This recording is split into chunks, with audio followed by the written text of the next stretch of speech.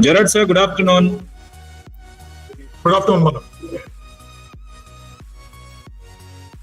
Sir, another 2 minutes, then we are ready to go. No problem, no problem.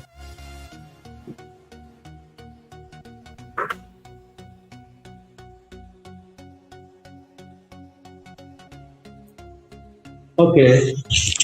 Manoj sir, good afternoon. Jairam sir, good afternoon. Are we ready to go? Yeah. Our team is ready. Yeah.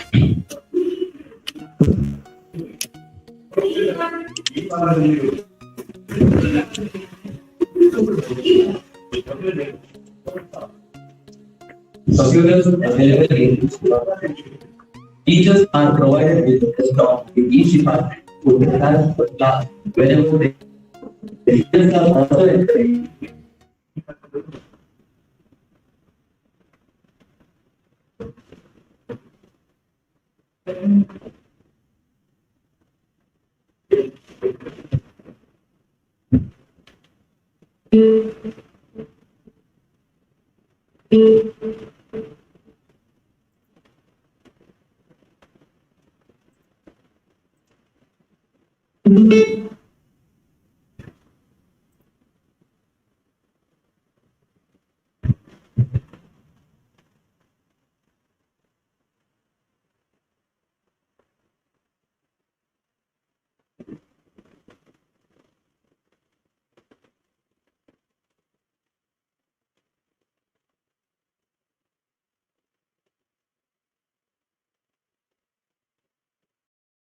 Good afternoon, Manoj sir. Good afternoon, good afternoon. This is Karthik. Karthik, I tried calling you. Okay. Sir, shall we begin the session? Yeah, I think madam can start. Okay. Gerard sir, are we ready to go? We are ready, absolutely. All right. Madam, go ahead. Yeah, okay, thank you, sir. Very good afternoon, dear participants. I take this opportunity to welcome beloved principals, Dr. Vincent Alvo, Milagres College, Kallianpur, and Dr. Shivarama P, Government First Grade College, Kavoor, Mangalore. IQSC coordinator of both the colleges, Dr. Jairam Shittigar and Professor Louis Manoj Ambrose, the respected resource person, faculty members of various departments, participants from various colleges and various states of India. Once again, a hearty welcome to you all for the 7th day of National Faculty Development Program on recent trends in education, technology and management, jointly organized by Milagres College, Kallianpur and Government First Grade College, Kavoor. Today, we have with us Mr. Gerard Colasso, partner Colasso and Arona, as a resource person for both the sessions. He has 36 years of experience in personal investment services. Today, he is going to deal with the topic personal financial planning. I feel honored to welcome you, sir, for this session, and I'm sure that we all will feel enriched with the knowledge after completion of today's both the sessions. Hearty welcome to you, sir. Thank you. Yeah, and one more thing for the participants, since we have 2 sessions of same topic, we will have interaction after the end of the second session. You can ask question directly by turning on your microphone, or you can drop your message in chat box of Google Meet or YouTube. Yeah. So I request sir to take over the session. Gerard sir, is that okay? Question and answers at the end? It is perfectly okay because we have a lot of ground to cover. We will have it at the end, and I will give ample time for that. And I wanted to know, does the session have a moderator? No, madam will be doing the moderating session. She will be excellent. taking up questions both from YouTube as well as the chat box. Yeah. Thank you. Okay, sir. Give me Yes. a minute to just load my presentation, and we will start. Yeah. Okay. Sure, sir.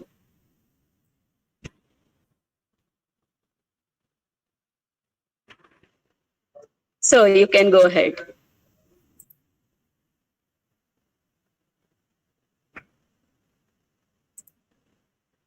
Visible, sir? So, You can go. yes. Yeah, everything is fine. Yeah, okay. Yeah. Let me run it. I'm very happy to join in this program of faculty development. And when we talk about development, one of the main issues that we must safeguard is our own financial lives.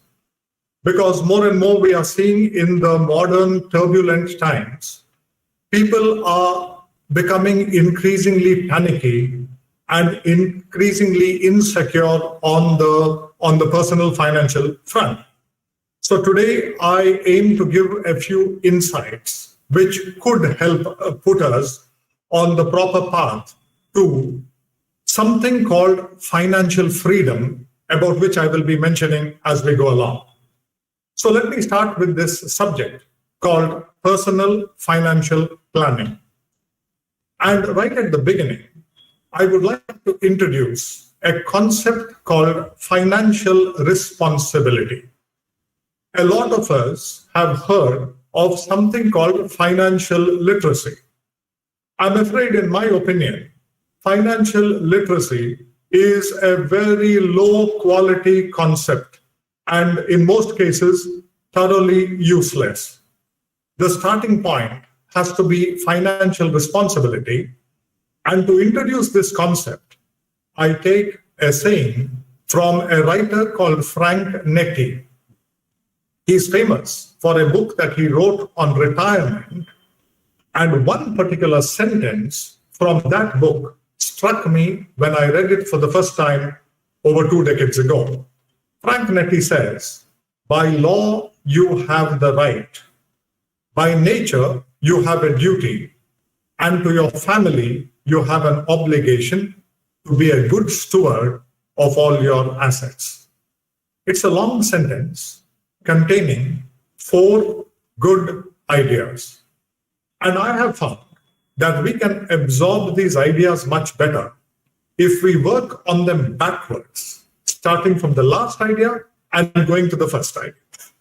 What's the last idea? All of us must be good stewards, good guardians, good caretakers of all our assets. And why should we be good guardians of our assets? He gives 3 reasons.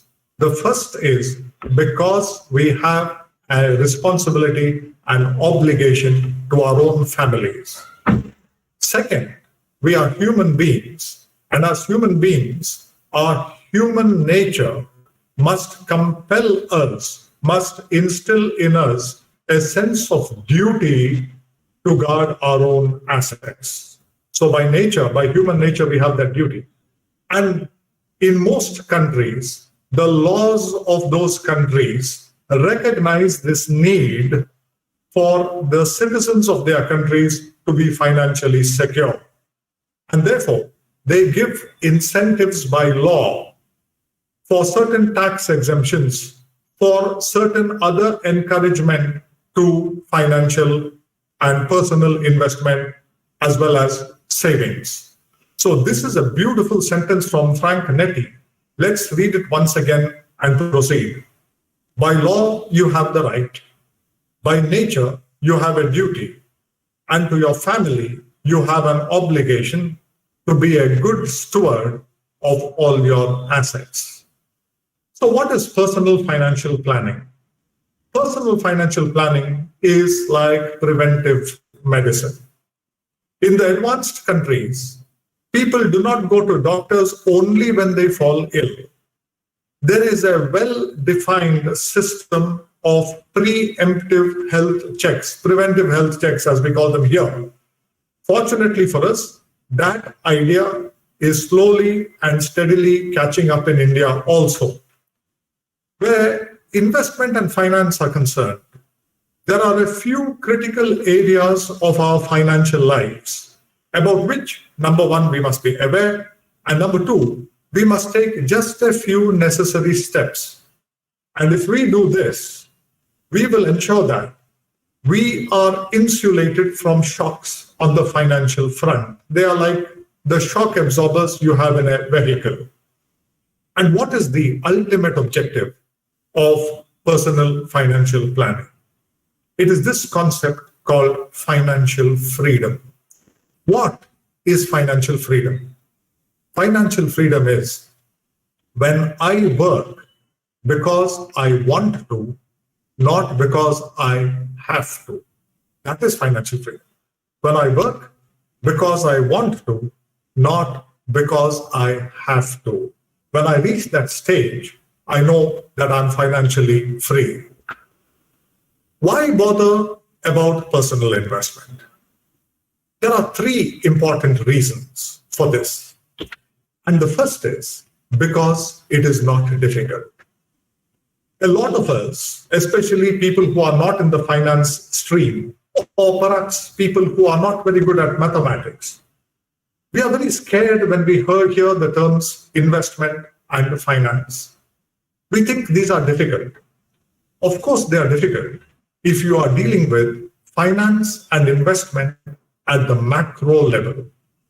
If you are sitting down to draft the next Indian Union budget, or you are advising the government of some other country, or you are working for the International Monetary Fund or the World Bank, or if you are somebody working at the level of Dr. Raghuram Rajan or Geeta Gopinath for that matter, then finance and investment are very, very difficult. You probably have to be between 1 or 2 PhDs and a Nobel Prize, somewhere at that level. But let me tell you that finance and investment also operate at the micro level, at the level of you and me. And at that level, it is definitely not difficult at all. Warren Buffett says this: investing is simple, but not easy. Investing is exceptionally simple, as I will tell you as we go along. What is the not easy part? The not easy part is not drawing up a plan. That is pretty simple, but it is adhering to that plan, sticking to that plan, persevering to that plan throughout our working life. And these days, working life can last 4.5, 5 decades. Very often, people can start working in their early 20s, and this work can last well into their mid-60s, if not beyond. So, for a youngster today, when you look at a working lifespan, I'm afraid it will last at least 40 years easily.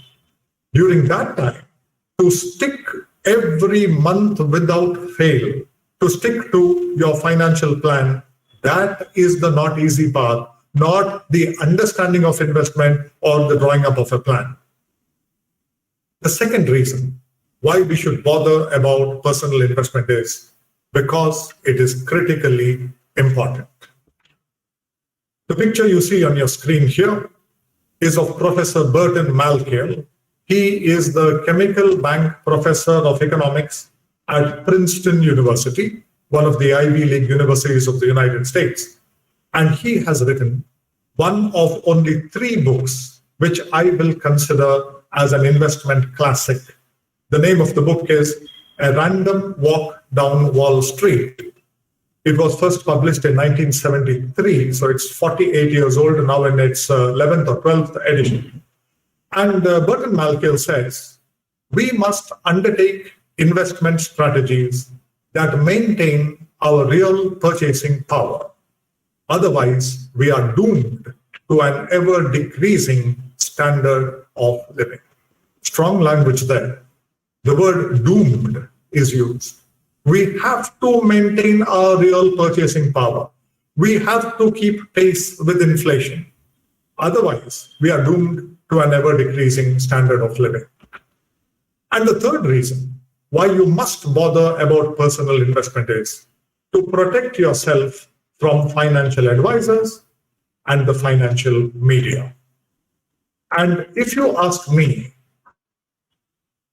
to tell you one of the most important lessons that I can ever give you in personal finance, it is the one that you are seeing on your screen right now.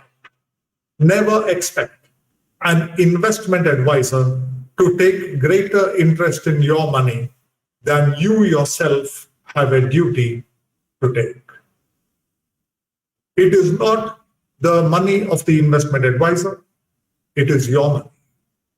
When it is your money, it is your responsibility. Anything else is only excuses.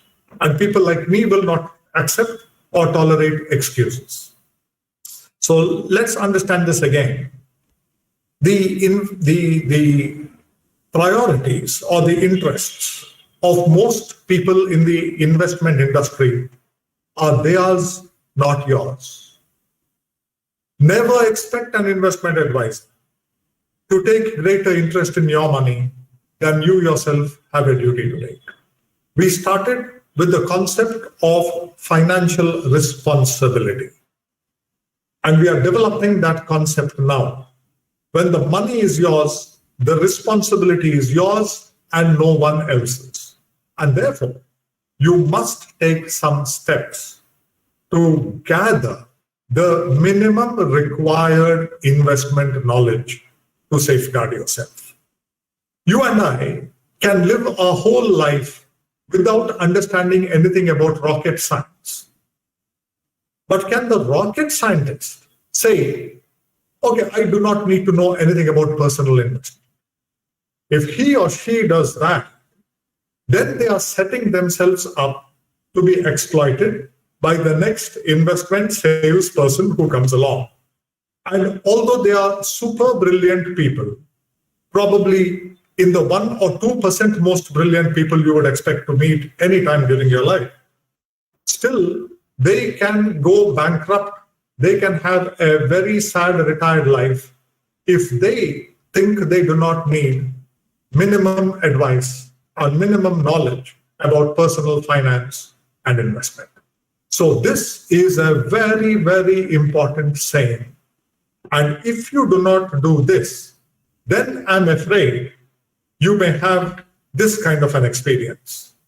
When a person with experience meets a person with money, the person with experience gets the money, and the person with money gets the experience.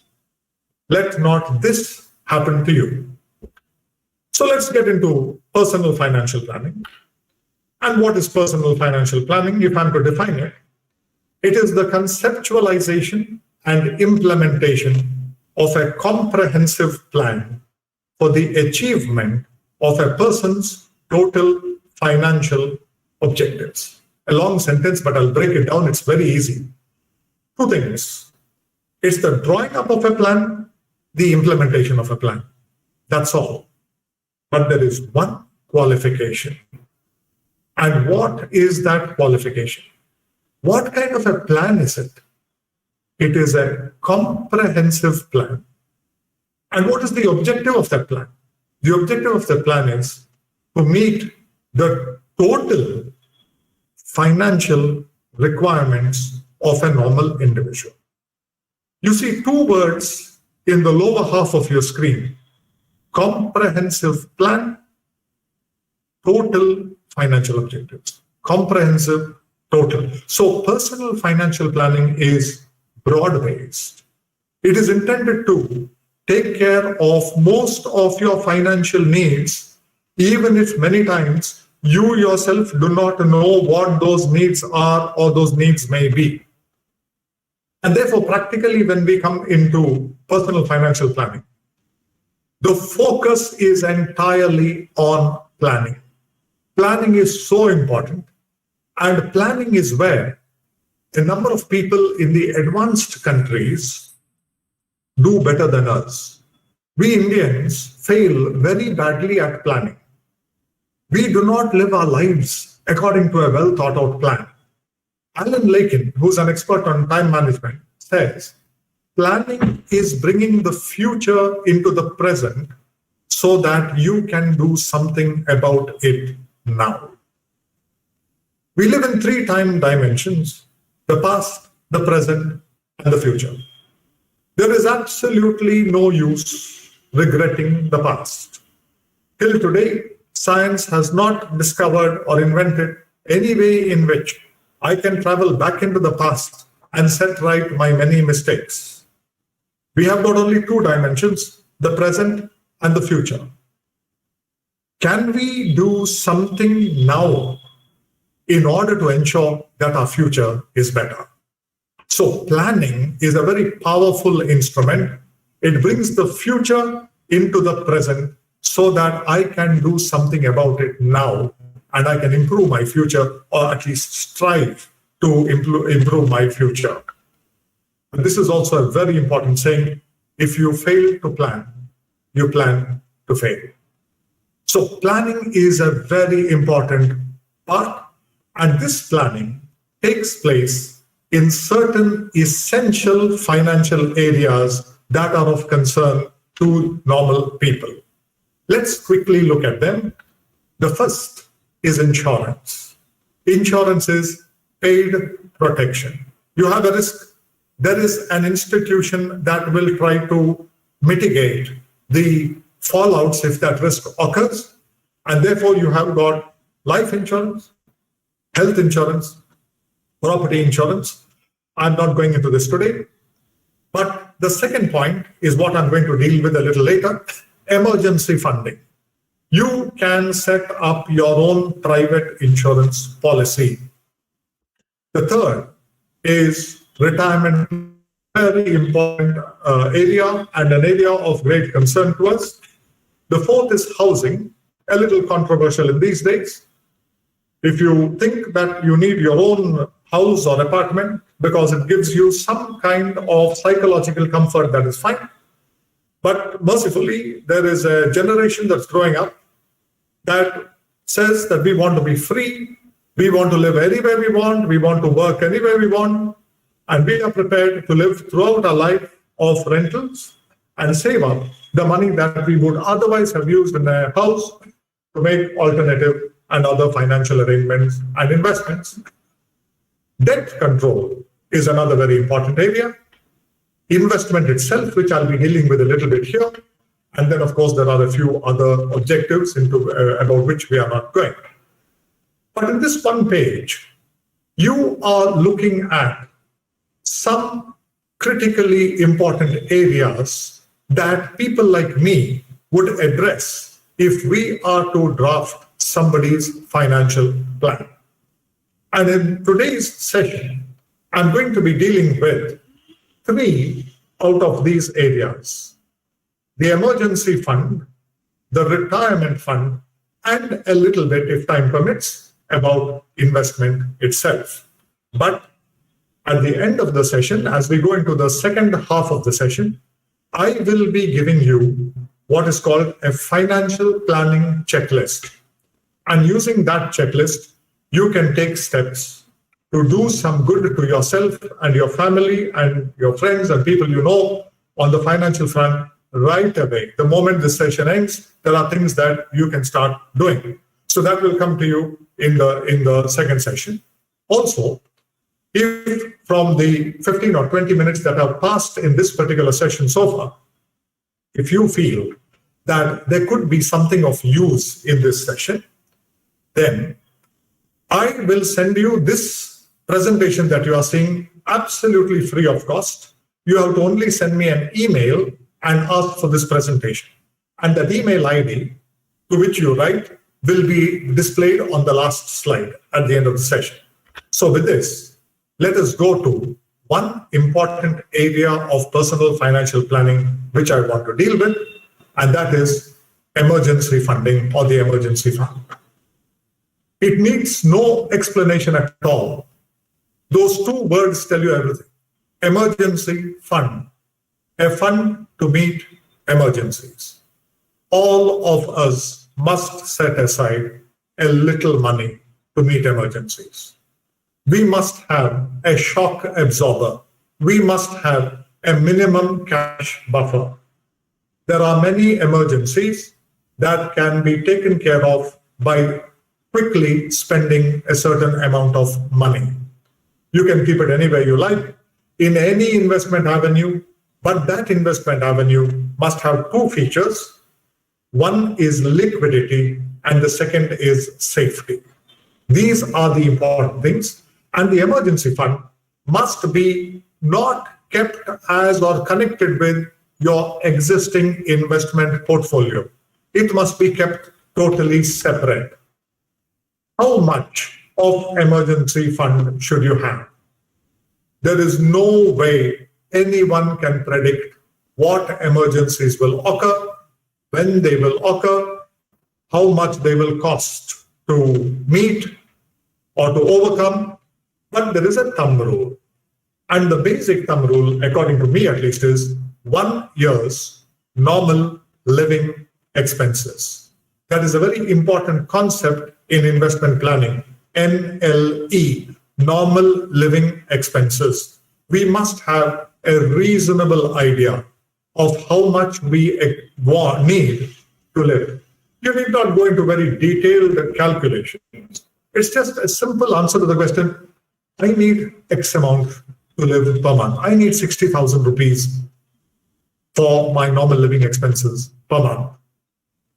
So it of course depends on various other factors also. Do I have health insurance? Are all the members of my family covered by that health insurance? How many members of the family are earning? All those things can be questioned, but 12 months would be my minimum. Special situations may require higher emergency funding. All emergency funds should be placed in highly liquid and safe investments. They can be placed in flexi deposit accounts, overnight or liquid mutual funds, ultra short-term funds, short or long-term bank deposits, provided if you're going for long-term bank fixed deposits, there should be no loss in case of premature redemption. That you have to ensure. Also, two other interesting avenues that people use for emergencies. One is US dollars and the other is standard gold. Very quickly to tell you about these. The dollar is considered as the world's reserve currency.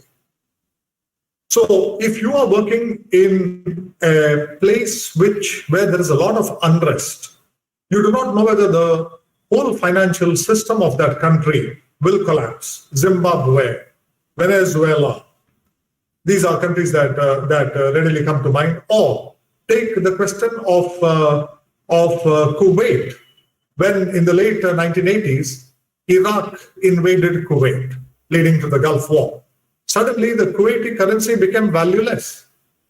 If you had to meet an emergency, pay for a taxi to take you and your family to the nearest airport, and then fly out of the country on some of the relief and rescue flights, no taxi driver would take you if you paid in Kuwaiti currency at that time, because nobody knew what its value was. The whole country has been taken over by another country. But if you had US dollars with you, yes, you could pay your way out of trouble. Similarly, gold, not jewelry, but standard gold, coins in very small denominations, half a gram, 1 gram, 2 grams maximum. I'm not saying keep much, just a little bit. Even in India, the Reserve Bank of India allows each and every citizen to keep up to $2,000, 2,000 US dollars of foreign currency with them. It's perfectly legal. Not a bad idea to have a little bit of this and also a little bit of standard gold, because gold also can form a currency when required. Emergency funds must preferably be placed in joint names, especially when it's a husband and wife situation, under the any one or survivor mode of holding. If one person cannot operate the account, the other person should be able to operate the account. Liquidity and safety are important when deploying emergency fund, not returns. Let me give you one excellent strategy for an emergency fund. This is using mutual funds. Build your emergency fund in something called a liquid fund. It is one of the safest mutual fund investment options. Nothing to do with the stock market. Very short-term treasury bills, interbank lending, money at call and short notice, what we all call money. Very liquid, very safe. Place the funds there. And once you build your emergency fund, transfer the capital appreciation or the income, only the income, to a low-cost, diversified equity index fund. I'll explain this with an example. Your capital remains intact and is available in an emergency. Overall, your emergency fund can give you excellent returns and grow quite satisfactorily over time. First, let me give you the example. Suppose my normal living expenses are 60,000 rupees per month. What is the formula for the emergency fund? 60,000 into 12, 1 year's normal living expenses, 7,20,000. Always round this off to the next higher 1 lakh rupees. 8 lakh rupees must be my emergency fund. So now I have this 8 lakh rupees in a liquid fund. I give the mutual fund an instruction called the CASTP, Capital Appreciation Systematic Transfer Plan. I have to give it only once. After that, every month without fail, the mutual fund will transfer the income, only the income, not the principal, to an equity index fund, something, let's say, tracking the NSE 50 index or the Nifty index. So supposing I have this 8 lakhs, and let us say my liquid fund is giving me 5% of return. That's about 40,000 rupees per annum, or roughly, let's say, about 3,000 rupees per month. After 1 month, my 8 lakh rupees will have grown to a value of 8 lakh 3,000. This 3,000 of income gets shifted to an equity fund or an index fund. The 8 lakhs remains where it is. But what is your emergency fund? Your emergency fund always is A plus B, the amount in your debt fund, the amount in your equity fund. Why should we do this? Simply because Murphy's Law works big time in life. I've seen a number of people across my 36 years of experience in this field. When someone is prepared for an emergency, emergencies very rarely occur. When we are not prepared for an emergency, many times our lives are one continuing emergency. Therefore, when you are well prepared, you have to realize that emergencies may not occur even for 10 or 15 years. And therefore, it would be not very wise to allow the money to languish there in that liquid fund at a very low rate of return. Over time, I have seen this, 10 years, 11 years, 12 years, your equity fund gives you a far, far higher return than the liquid fund. And your emergency fund goes up slowly and steadily, even impressively. Let me also make another point here. What you are seeing on your screen is one of the best investment strategies ever available to anyone, not just for an emergency fund, but also for an introduction to the stock market. How many people want a taste of stock market investment but are scared? The stock market is risky.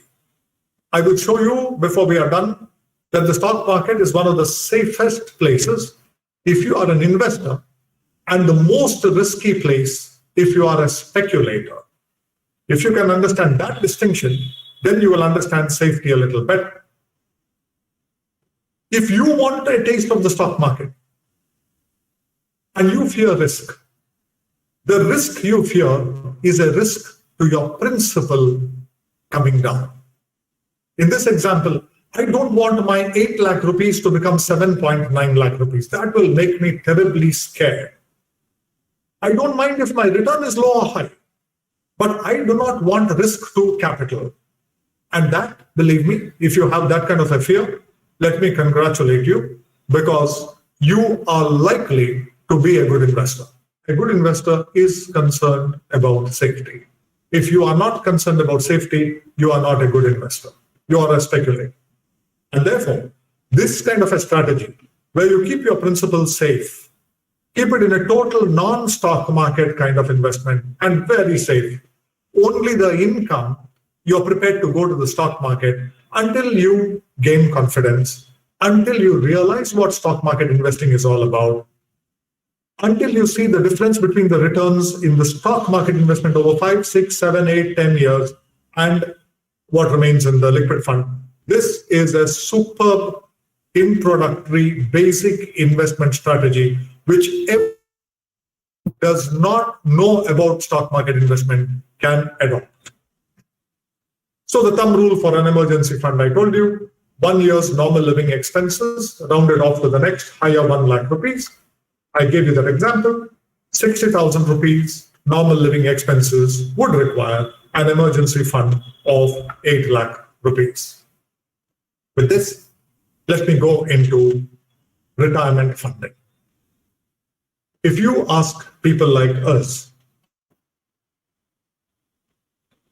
you see a lot of people come to you with their financial problems, their financial needs, need for investment planning. Is there some, or at least one particular area which scares you, which concerns you, which frightens you? If you ask me that question, the answer is yes. And that area is the growing number of people who are hopelessly unprepared for retirement. So when this session ends, in many ways you will realize that this particular segment of my session today is the most important session of all, or segment of all. Benjamin Franklin said, "For age and want, save while you may. No morning sun lasts a whole day." You have to save for the latter part of your life while the sun is shining, while you are of an age where you can work and earn. This is very important. Most people who are in employment, they have got certain retirement benefits. I'm not even going to go through them. All of us are aware of them. Some of them you can see in the particular slide before you. And for self-employed and other people, in 1968, the government of India came out with the Public Provident Fund account. More than 50 years have passed. Crores of people have PPF accounts and make use of them, some of them successfully. It's an excellent investment. And there is the Public Provident Fund for self-employed people. There are other options for employed people. However, it would be very foolish to depend only on these retirement benefits to fund retirement. Please understand this. Never depend upon anyone, on your employer, on the government, on anyone to fund your retirement. We once again return to our theme of financial responsibility. I am responsible to ensure, or at least to take steps to ensure, my comfortable retirement, also the comfortable retirement of my spouse. Even if both are working and earning money, both must have the same objective. I am responsible to take steps to ensure that my spouse and I have a comfortable retirement. There is also a wrong notion that planning for retirement should only start when a person approaches retirement. Nothing could be more dangerous. There's this beautiful old Chinese proverb, "Do not wait until you are thirsty to dig a well." A simple proverb, but a beautiful proverb. A retirement fund should be started the moment a person starts work. You are responsible for your comfortable retirement, not the government, not your employer. We always say, when we advise young people, somebody 22, 23, some graduation, post-graduation, they get a job, they start working. The moment you talk to them about retirement funding, they say, "Oh, retirement is about 40 years away." Correct. Retirement is 40 years away. But what we tell them is, a retirement fund should be built up. At least you should start work on it within 3 months of starting to work and earn. 3 months grace period is given. I may have to move to another city. I may have to set up there. I may need a little bit of expense for that. 3 months grace period is given. if I have not started putting money by for retirement within 3 months, I'm already late. So a retirement fund and my retirement from work are two totally different concepts. My retirement may be 40 years away. My retirement fund must be built up virtually as soon as I start working, maximum within 3 months of it. With increased lifespans, increased attention should be given to retirement planning. A person can easily live even more than 30 years after retirement. Very often we are seeing today people living into their 80s, into their 90s. Let's do a quick awareness exercise. I retire at 60, and let's say I have to live to 90. 30 years, 3 decades, almost another working lifespan. Let us compare that period of 30 years with the period of 30 years that went before it. 30 to 60 versus 60 to 90. In this period of 60 to 90, my capacity to work and earn comes down. My energy levels slowly start decreasing. My ability to withstand financial shocks decreases. My susceptibility to medical conditions, diseases increases. There are so many uncertainties in this period of 60 to 90, which generally are not there between 30 to 60.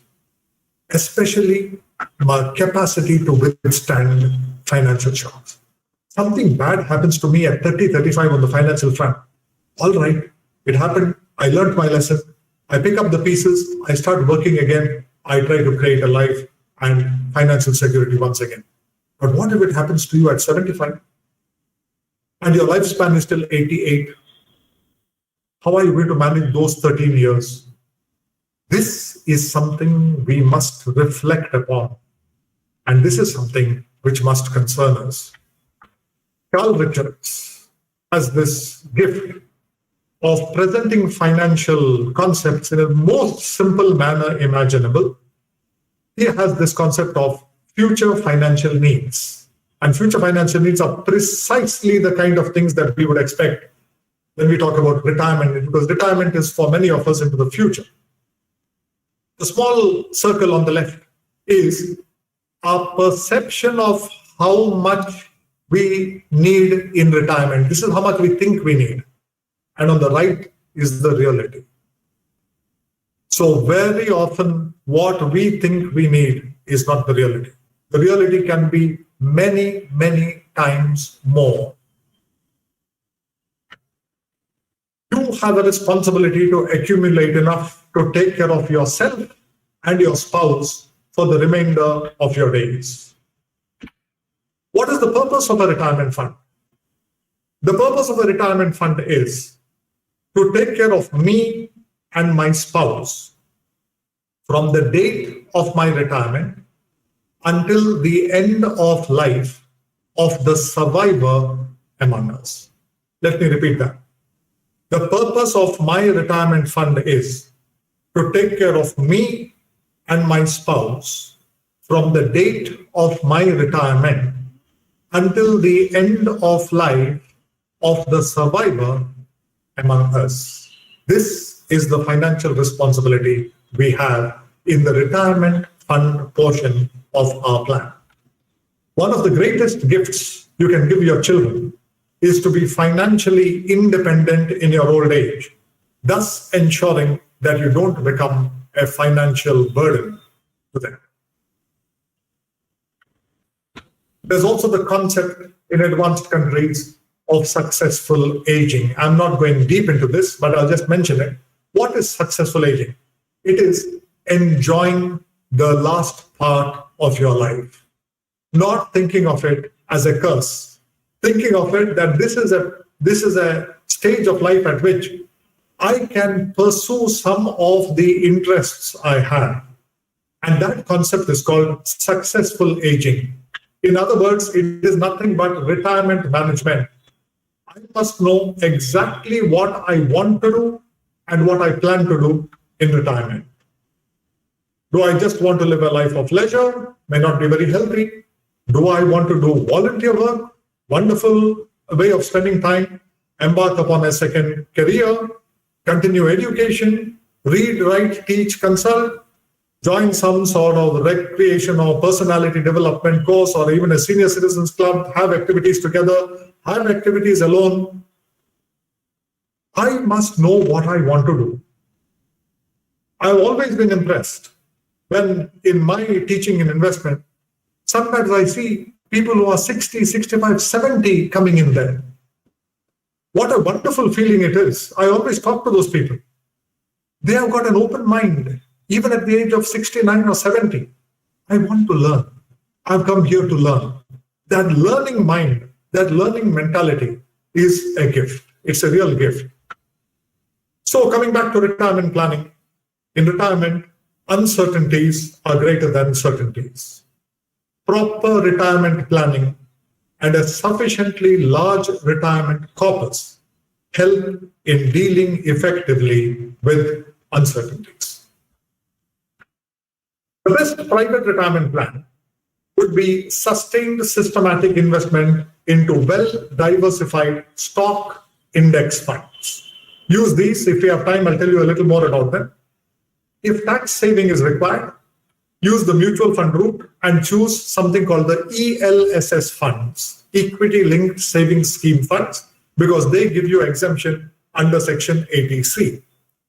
Long-term returns on equity in markets such as India have consistently exceeded the long-term inflation rate. So you actually grow your money, and that makes equity the ideal choice for retirement fund-oriented investment. But so long as the interest on the public provident fund is tax-free, and so long as also withdrawals are tax-free, this would also be an excellent retirement avenue for the conservative investor. There are a lot of people who have put by money satisfactorily for retirement using the PPF. The present returns on the PPF are 7.1% tax-free, quite attractive when you look at the general interest rates. Now, for successful retirement planning, it is not necessary that large amounts are invested. Small amounts are fine, provided that they are invested at regular intervals, preferably monthly, for a long time. Consistency and time are the two most important factors in successful long-term investing, not your choice of stocks, not stupid things like security analysis and portfolio management. Nothing of that sort. That's all rubbish and of utterly no value. I will give you where you can be a very successful investor without knowing any of these kind of things. Small amounts are okay. It is time and regularity. Time, consistency, perseverance, a long-term outlook. Let us look at one or two examples of the power of sustained systematic investment. I'm only going to invest a very humble 1,000 rupees per month, but I'm going to do this across 40 years of my working life. 40 years is 480 months. So I invest 4,80,000 across those 40 years. I invest only in the stock market. If you see across the last 40 years, the stock market has probably given you 14% or so of compounded returns.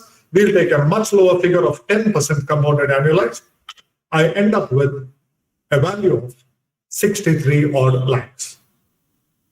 A lot of people think that, okay, I invested 1,000 rupees per month for 40 years, it grew to 63 lakhs. It looks impressive. No, it does not look impressive to me at all, because this is nothing but numbers on a screen.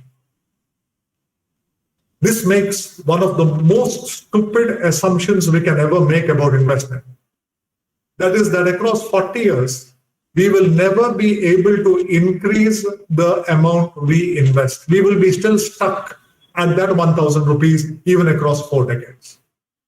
So we have to look at something much more realistic.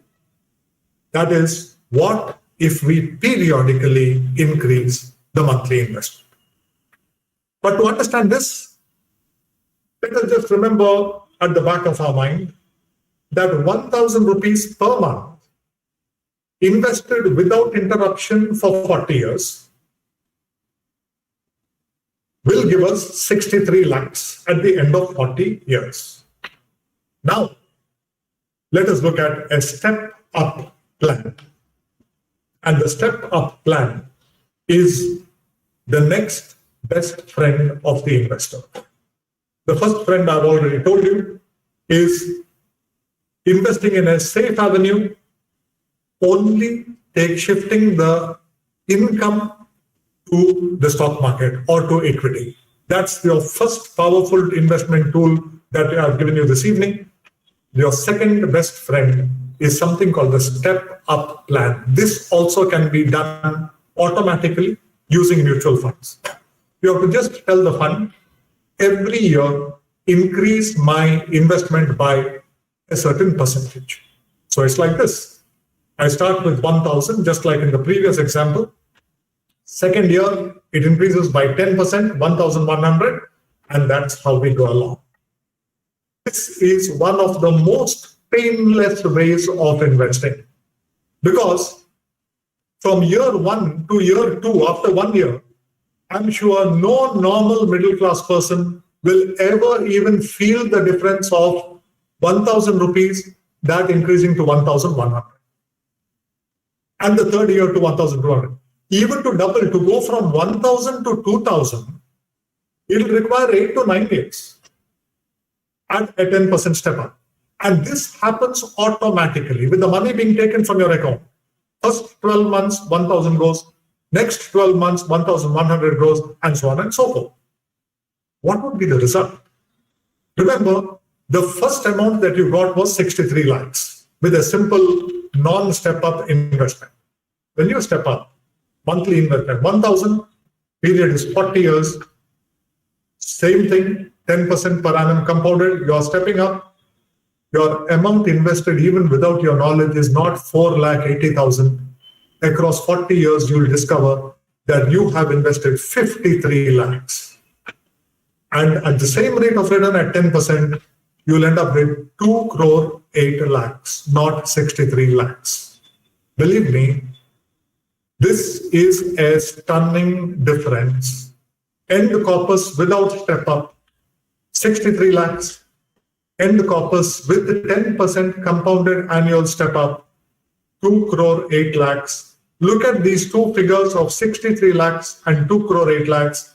Many times this difference means the difference between a comfortable retirement and an uncomfortable retirement. See how one small step, one small change in our way of investing makes such a large difference over the long term. And this kind of useful knowledge is unfortunately not given in any investment classes, in any investor awareness programs, in any so-called investment literacy programs. So all that happens to us after attending an investment literacy program is we come out what I call the literate, illiterate. That's all that happens to us. We end up the literate, illiterate. There's no insight. There's no techniques given to us that will really make a difference in our lives. Warren Buffett said, it is not necessary to do extraordinary things to get extraordinary results. When I look at advising, when I look at investment, I look for these small little things that can make a difference, not how to make complex Excel sheet calculations. Gerald Mooman, he says, you do not have to start out with a lot of money. What you want to do is end up with a lot of money. Ending up with a lot of money, when your retirement starts and your working life ends, that is one of the greatest gifts you can give yourself in life. William Bernstein has written one of the best books on investing of this century called The 4 Pillars of Investing. He says, probably the most relevant definition of risk is the likelihood of running out of money. We are so good at looking at risk, of teaching risk, of defining risk, of trying to understand risk. But look at what the great writers, how they look at risk. It is totally different from what the textbooks teach or textbooks tell us.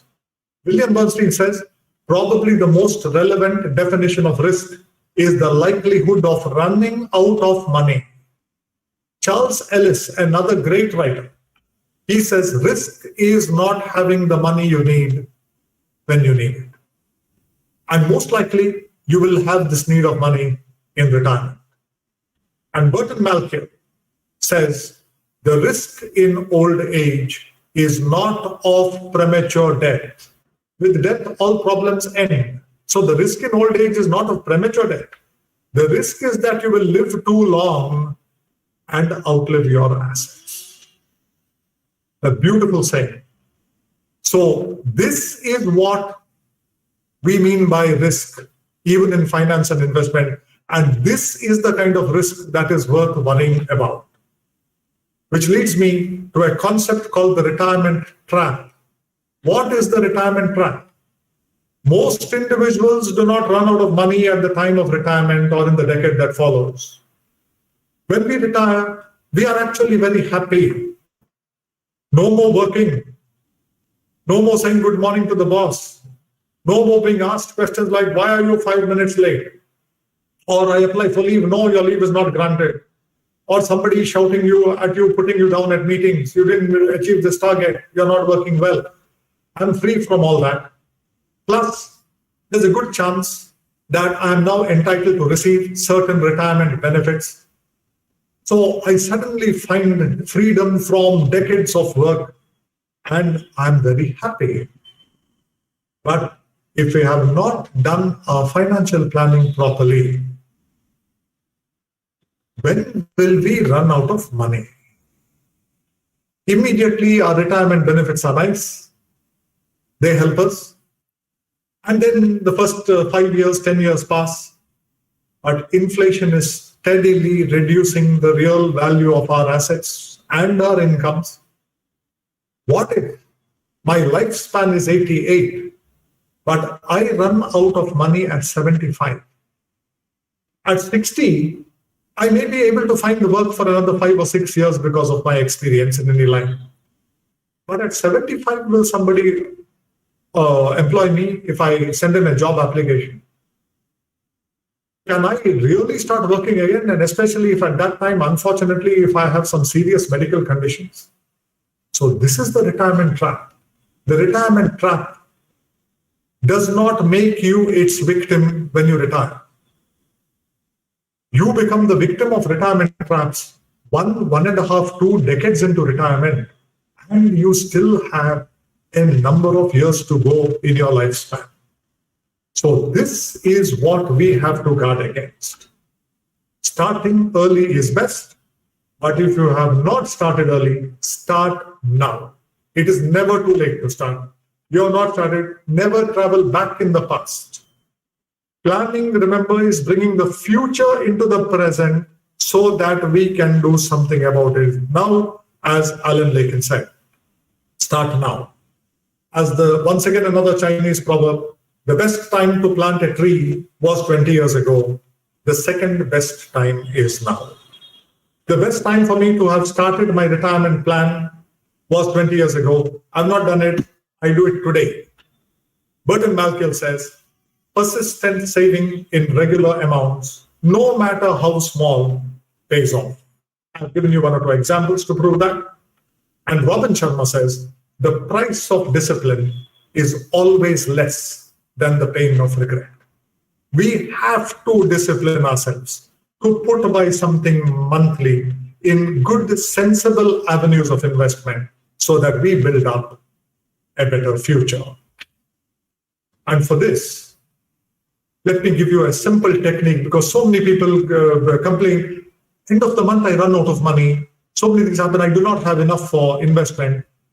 We must have a simple change of mindset based on this particular change of equation. What is it that we do normally? We earn an income, we have expenditure. If income is more than expenditure, we have some money for saving. We have to change this to income minus savings is equal to expenditure.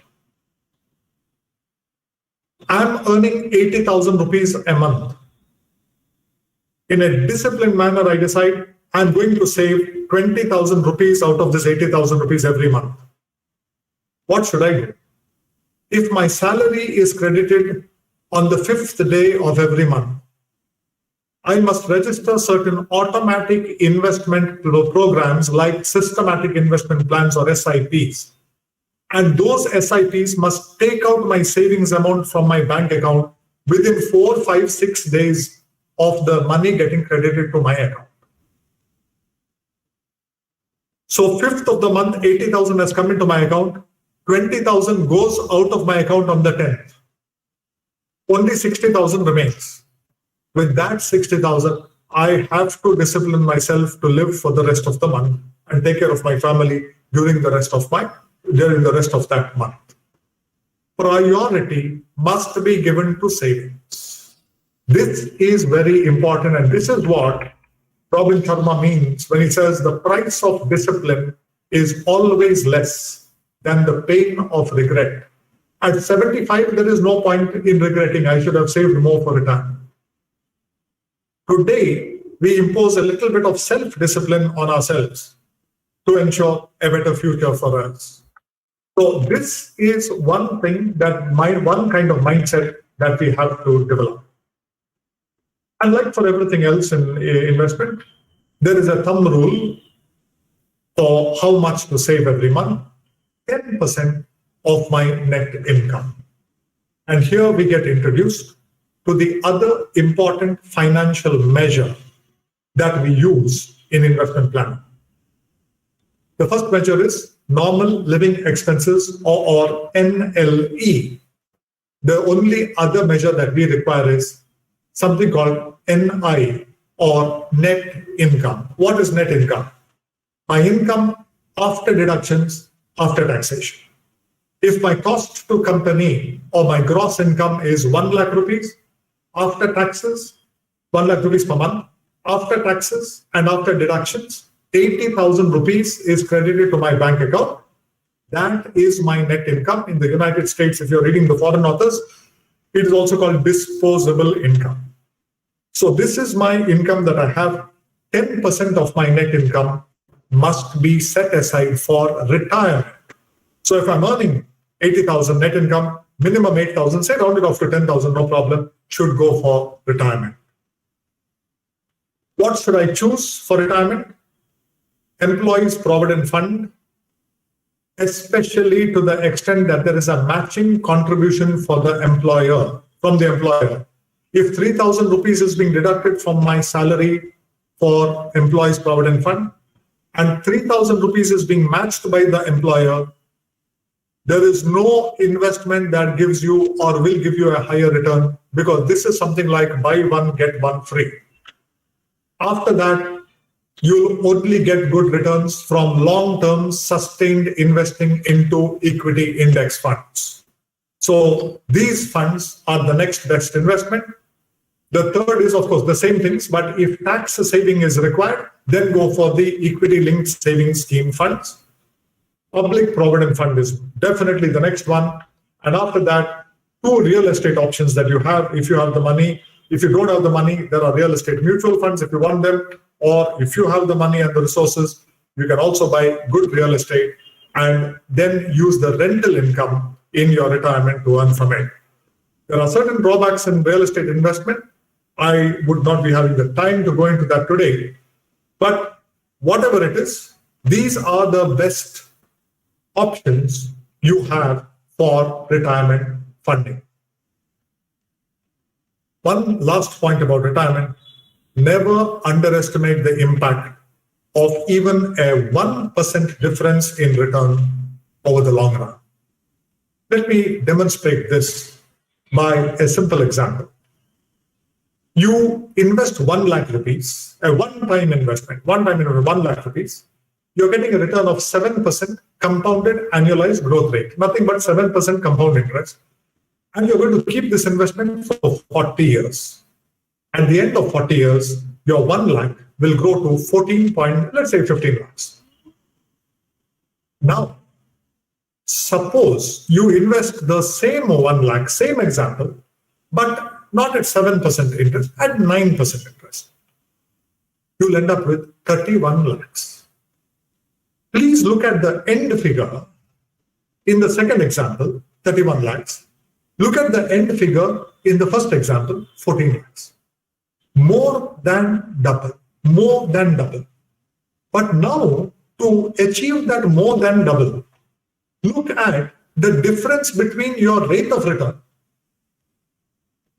In the first, it was 7%. In the second, it is 9%. That's not double. It's only a 2% change in the rate of return. But over 40 years, the end result is something totally different. That is why people ask me, okay, we agree with everything you say, but why can't I only invest in the public provident fund? After all, government guaranteed, save, this, that. Yes, you can invest. No doubt about it. It's not a bad investment at all. But let's say you build up 1.5 crores in the PPF by investing across 40-45 years. But supposing you do not require 1.5 crores for your comfortable retirement, what you require is 2.5 crores or 3 crores or 3.5 crores. What then? If you instead choose also to invest something, say 50% PPF but 50% in equity, that can make a stunning difference to your end corpus. So let me make this very important point. Do not underestimate the impact of even a 1% or 2% difference in return over the long run. Therefore, you have to choose better options for investment. One important difference to understand as we go into the next area of investment, and that's the general investment fund. What is the difference between a retirement fund and a general investment fund? Here, let me pause to put things together. And for a moment, let us refocus about what we are dealing with and where we are. We are dealing with personal financial planning. And in personal financial planning, I have selected today only one particular important aspect of personal financial planning, which focuses mainly on investment. When we are dealing with investment, my request to you is all your investments, think of them not as standalone investment, my demat account, my mutual fund investment, my bank deposit, my government bond, my PPF account. Don't think of them as individual investments. Always think of them as falling into one of three categories. What are those three categories? The first is an emergency fund. The second is a retirement fund. And now I introduce the third, a general investment fund. So I tell people, I don't want to hear, I've got my PPF account. Under which category does your PPF account fall? Then they think and say, oh, it falls under the retirement. Fine, it's under the retirement. So I have got this liquid fund in HDFC mutual fund. All right, I don't want to hear about liquid fund in HDFC mutual fund. There are liquid funds in another 30 mutual funds in India. Under which category? Oh, no, my HDFC liquid fund is my emergency fund. Okay, now we are moving to viewing all our investments as falling under one of three categories, an emergency fund or a retirement fund or a general investment fund. And let's understand the difference between a retirement fund and a general investment fund. A retirement fund is to take care of the financial needs of the individual and his or her spouse from retirement till the end of life of the survivor among them. A general investment fund is to meet certain lump sum, irregular expenses that generally crop up during a person's lifetime. So let's look at the general investment fund now. A general investment fund, as I told you, is to take care of lump sum irregular expenses that crop up mainly during an individual's active working life. Till now, I spoke about another kind of regular expense. The normal living expenditure. I need 60,000 rupees a month to live. When I say I mean my family. We need 60,000 rupees per month to live for our normal expenses.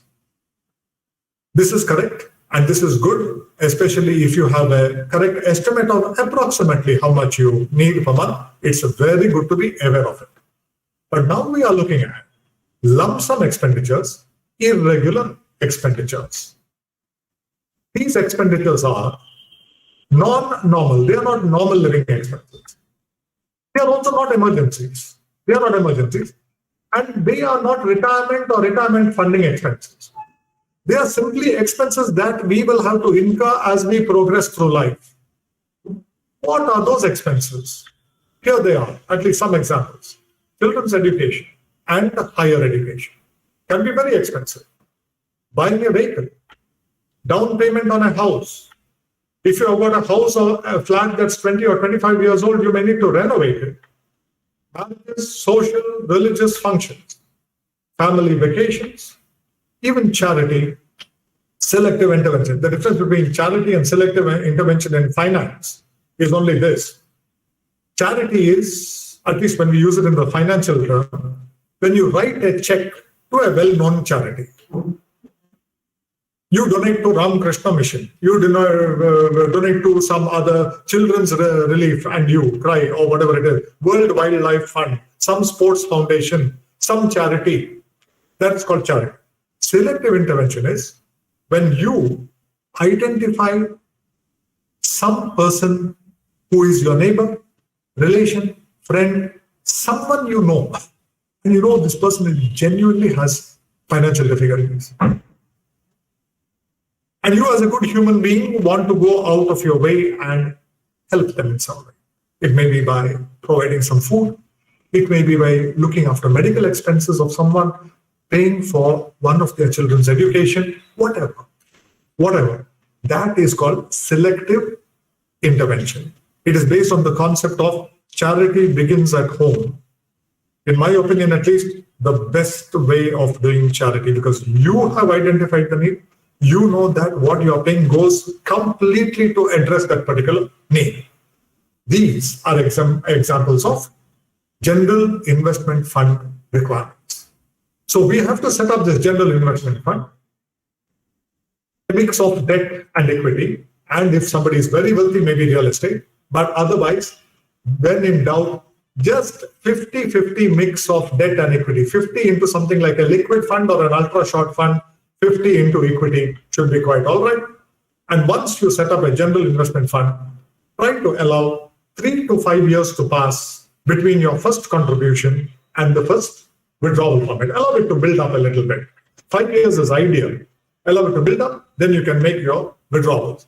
So after a time, people who do this, they do not take loans to buy a vehicle, for example. They just take money from the general investment fund.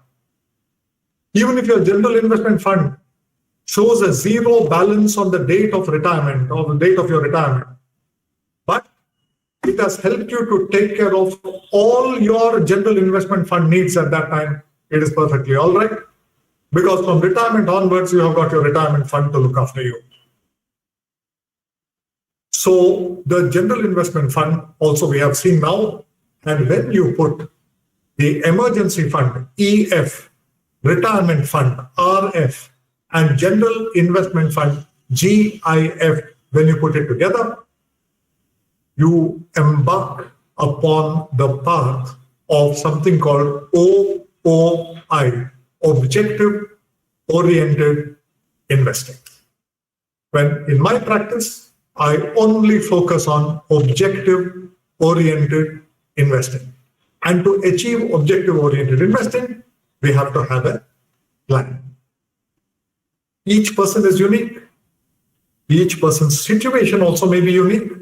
Therefore, a good investment advisor or a good investment professional must give you the very little simple basic advice that you need to modify and adapt and adopt your own investment plan. One person's plan may not be another, but the principles remain. Everybody has to have an emergency fund. Everybody must provide for retirement. Everybody must provide for these irregular lump sum investments that can crop up as we move through life. One last point here. Where do we give the priority? The priority is always to the emergency fund and the retirement fund. Priority in setting it, of course, setting it up. So when I start, I will start by making some contributions to the emergency fund. 10% of my net income will go into retirement fund under a step-up plan, preferably. I keep only focusing on emergency retirement until my emergency fund is built up.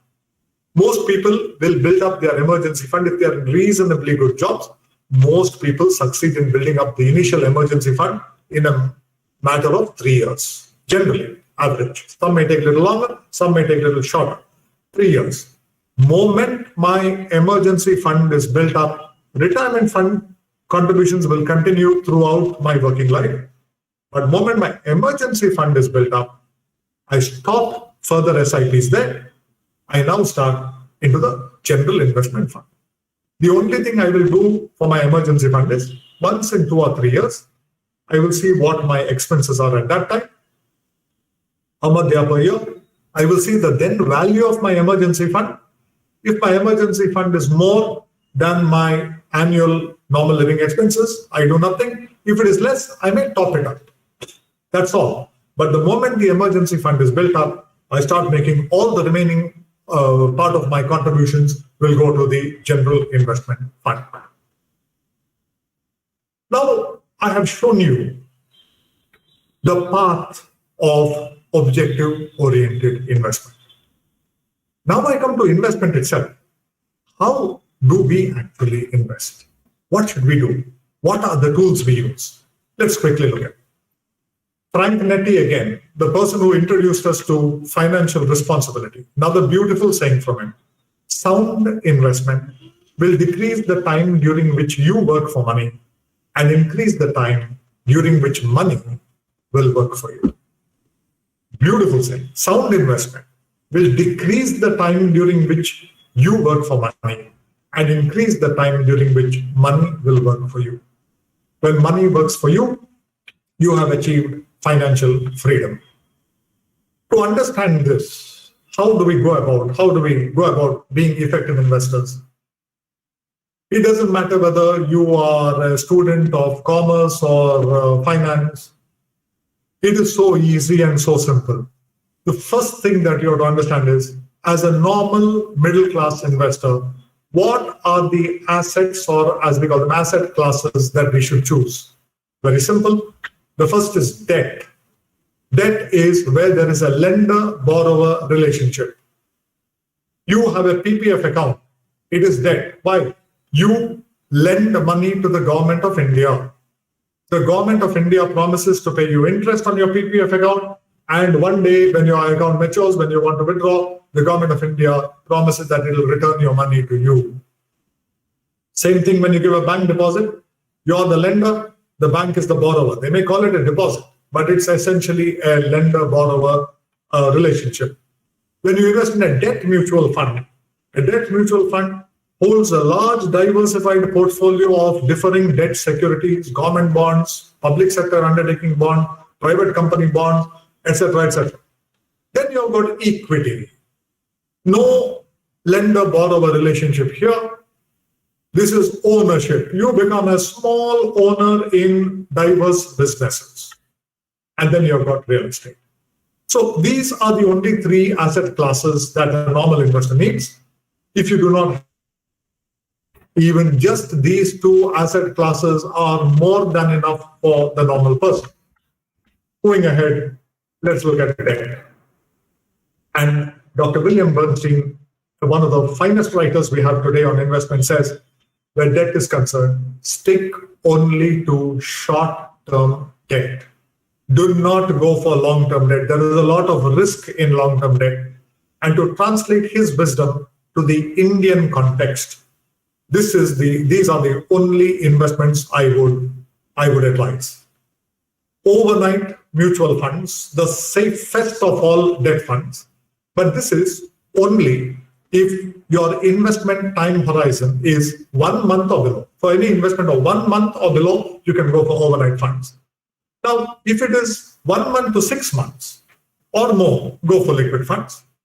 If it is 6 months to 1 year, go for another category called ultra short term funds. And above that, go for something called low duration funds. Do not go beyond this. You go beyond this, you can be subject to a number of risks, from credit risk to interest rate risk. Safety lies in what you are seeing on your screen. Once again, up to 1 month, overnight fund is fine. 1 month to 6 months, liquid fund is fine. Ultra short-term funds are 6 months to 1 year. Low duration funds, anything beyond that. If you want only ultra short-term funds for a long term also, that is fine. Not a problem. It is not a problem. But do not go beyond this category of low duration funds, because this is what a genius like William Bernstein would advise. Let's go to equity, the stock market.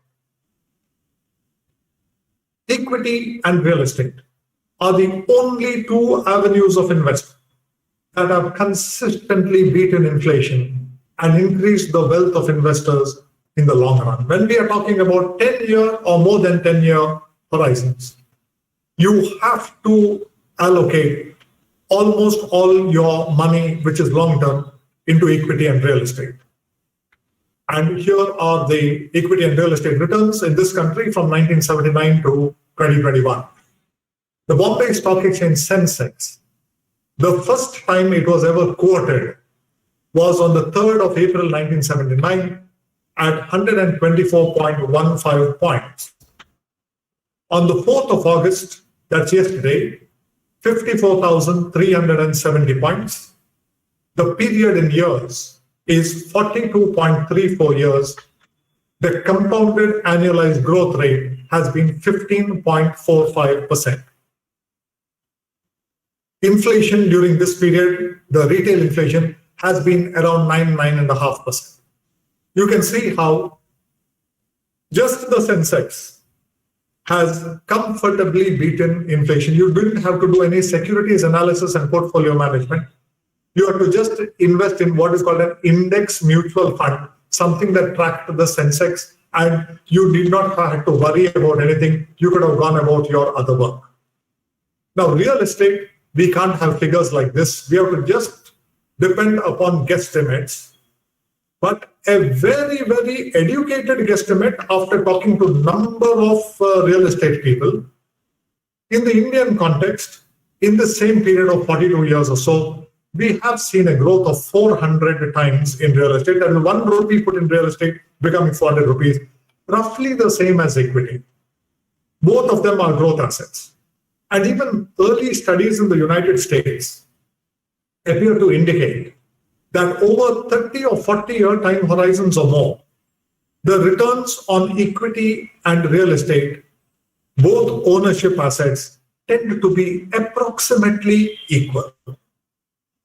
And let me also make another point. While equity and real estate are excellent for growth investments, gold is not a growth investment. It is very definitely not a growth investment. I'll quickly disprove that. Here it is. This is what the stock market has given you. And let's take standard gold of 10 grams over the same period. 1979, 937 rupees. Yesterday, it closed at 47,858 rupees. The compounded annualized growth, 9.74. In the long run, gold equals the inflation rate. Inflation rate has been almost exactly that. It preserves the value of your money. It will not make you rich. It will only preserve what you had. You'll find that I can enjoy the same standard of living by my gold investments, not beyond that. And if you look at the international scene, this is from the magazine The Economist, a beautiful graphic.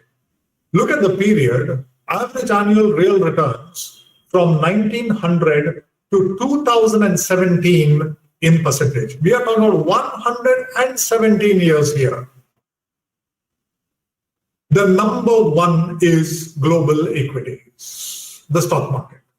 Then you have wine, stamps, violins, global bonds, art, platinum. Gold is way down there. And I'm sure if you do the math, you'll find that global inflation was also around that same level. That is why we must devote some part of our resources for equity investment. Eric Tyson has a little different take. He's a very good writer on investment. And he says, for growth, equity, he agrees, real estate, he agrees. But he also brings in this whole concept of entrepreneurship, your own small business. That is also good. If you have it in you to be an entrepreneur rather than an employee, it is one of the most rewarding lines you can ever think of. Take it from me. I'm a first generation entrepreneur, now in my 36th year of business. So, how do you start? Where do you start? Let me give you the most simple and the most effective, not just simple, also the most effective equity investment strategy you can ever think of if you are starting today in India. Whatever money you want to invest every month, let us say we'll take a very simple thing. You want to invest 6,000 rupees per month towards retirement. Divide that 6,000 rupees into 3 equal portions of 2,000 rupees each. Start 3 separate systematic investment plans. The first into any good index fund that tracks the NSE or for that matter BSE 50 stock index. So you are into India's 50 largest companies by market capitalization. The next SIP of 2,000 rupees, there is an index called the NSE Next 50 Index. Stocks 51 to 100. There you are. With a miserable 2,000 plus, or we'll make it even simpler. Somebody has got only 3,000 rupees. I've got in my office, I've got rickshaw drivers who are doing this with 3,000 rupees per month. 3 SIPs of 1,000 rupees per month. First SIP into the Nifty stocks, second into the next 50 with 2,000 rupees per month. They become tiny part owners of the 100 largest companies in India by market capitalization. And the third, you today have an option also to invest in India, in Indian rupees, into the United States Standard & Poor 500 index. This is 500 global companies. You can do this with 1,000 rupees per month. With 1,000 rupees per month. You can't think of a simpler way with a very small amount to invest in the stock market. If at all you ever want to get into the stock market, get into it via the SIP route, or for that matter, the systematic transfer plan route, get into it this way. These are the 3 funds you want. Can you think of the power that you have in your hands as an investor? With a miserable 3,000 rupees, I am the owner of 100 of India's largest stocks and also the world's, many times, largest 500 companies. And the S&P 500, let me tell you, those companies are global multinationals. It's not that all their money is coming from the US. I don't know how many of you are aware of this. More than 40% of the turnover of the S&P 500 stocks comes from outside the United States. So it's like investing in a little bit of the world. Take Amazon, for example. Amazon has got such a large operation in India. But you are buying, when you make a small little investment in the S&P 500 index fund, Amazon stock is also included somewhere there to a small extent. So this is the 3-fund strategy to get you started. John Bogle, he tells us what equity investment is, because today, thanks to all the wrongdoings of the stockbrokers, equity is projected as an avenue of speculation, not as an avenue of investment. Equity is the finest investment avenue ever invented, and John Bogle is the person, he died recently, he died about a year back. He is the person who's founded Vanguard Mutual Fund, probably the world's best and most ethical mutual fund. And he was a great advocate of index funds, which are low cost, which are good for investors. Now, he defines equity investing. And he says, successful investing is about owning businesses and reaping the huge rewards provided by the dividends and earnings growth of our nations, and for that matter, the world's corporations. This is a one-slide educational course in what stock market investing is about. Stock market investing is not about futures and options trading, day trading, margin trading, and other assorted forms of insanity. Successful stock market investing is about me considering myself to be an owner of businesses. When I own my business, I don't own it for 1 hour, 2 hours, 3 hours. I want to own it throughout my life. I want to make it grow. I want to nurture it. That kind of commitment that a businessman or a businesswoman has to his or her business must be yours. Successful investing is about owning businesses and reaping the huge rewards provided by the dividends and earnings growth of our nations, and for that matter, the world's corporations.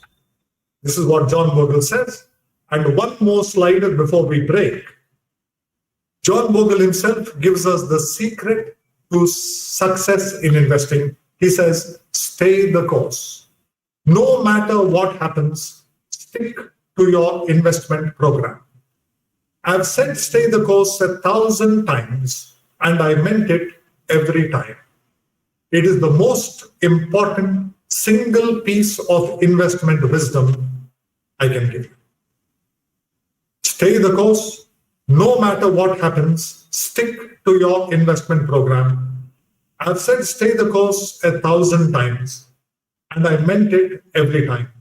It is the most important single piece of investment wisdom I give you. As we break, let this be in your mind. What is successful investing? It's not about just dumping money into the stock market. It's about owning businesses and reaping the rewards of their profits and dividends. And successful investing is also about a long-term commitment to a good investing program. I will see you in half an hour. Thank you. Gerard sir, you can stop sharing.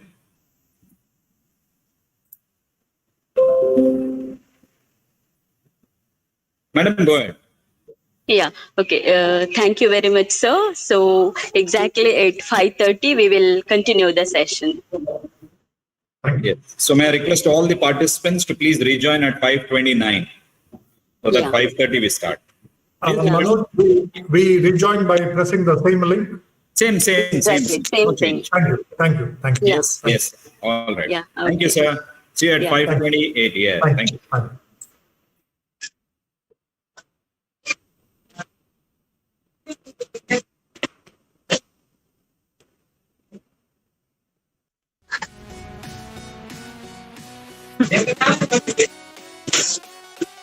Join होना के तो बाद में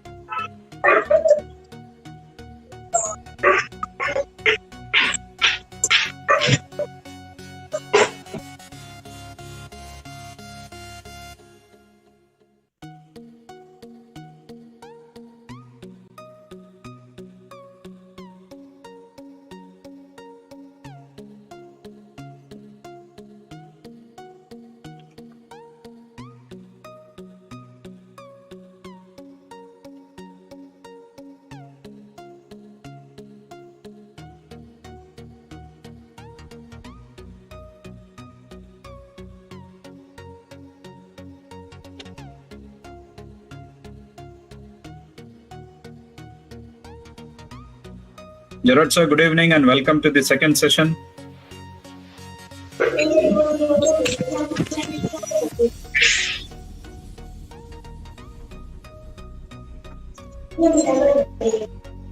evening, Manoj sir. Yeah, good evening, Jairam sir. Good evening. Yeah. Chandrika madam, good Yeah, evening. good evening, sir. Yeah. Sir, I yeah. think you can start, sir. Good evening and welcome. Yeah, go ahead, sir. Go ahead. Right. Yeah.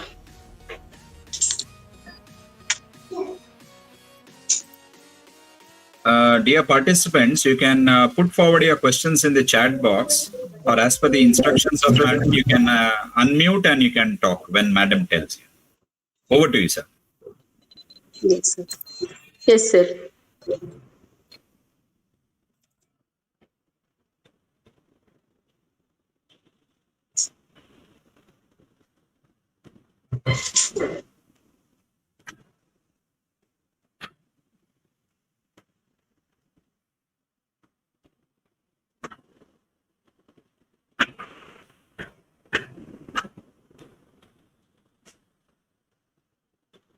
All right, we will continue.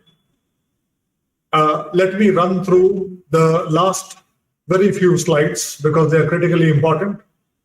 Those of you who want to invest sensibly in the stock market, please adopt this particular method of investing. That is the systematic investment plan monthly.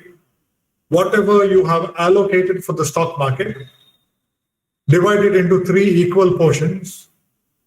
Invest the first into any good Nifty index fund. Almost all leading mutual funds have this option. The second SIP into the NSE Next 50 index fund. The third into an S&P 500 index fund of the United States. Right now, only one mutual fund has this facility, but we may have more of them in the years to come. So this would be the most sensible way of investing. You become an owner of the top 100 companies in India and the top 500 companies in the United States.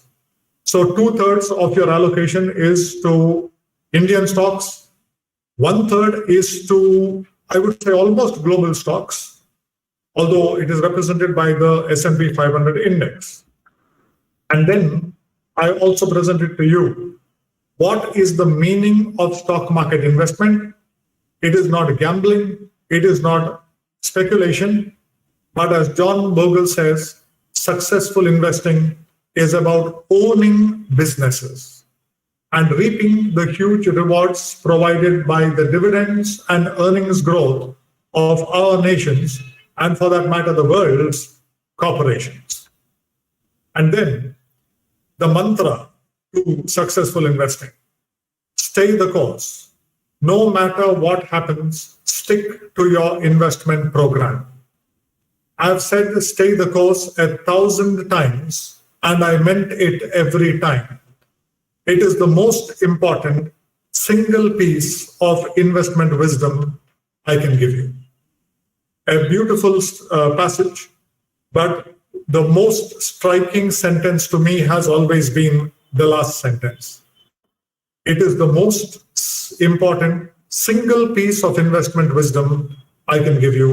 And that most important single piece of investment wisdom consists of just 3 words: stay the course. Let the markets go up, let the markets go down. Just continue with your investing program. Consistency and perseverance is the key to investment success, not investment knowledge, not mathematics, not statistics. We were talking here about consistency over a long time. Let me demonstrate to you how critically important this time horizon is, especially in the stock market. And I will also deal with this whole concept of risk in stock market investments. What you're seeing on your screen now is about 41 and odd years of the journey of the Bombay Stock Exchange Sensitive Index, BSE Sensitive Index. from 1979 to late 2020, pretty recent, but that's more than enough for us. About 41 and odd years, 41 and a half years or so.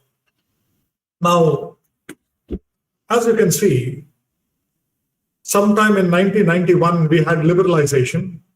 Till then, nothing much was happening. After that, a series of violent fluctuations. The Harshad Mehta scam, you can see between 92 and 94. And then you can see further on that very sharp decline because of the global financial crisis. And more recently, a very sharp decline because of COVID-19, and then an equally upward surge. But what does this graph represent?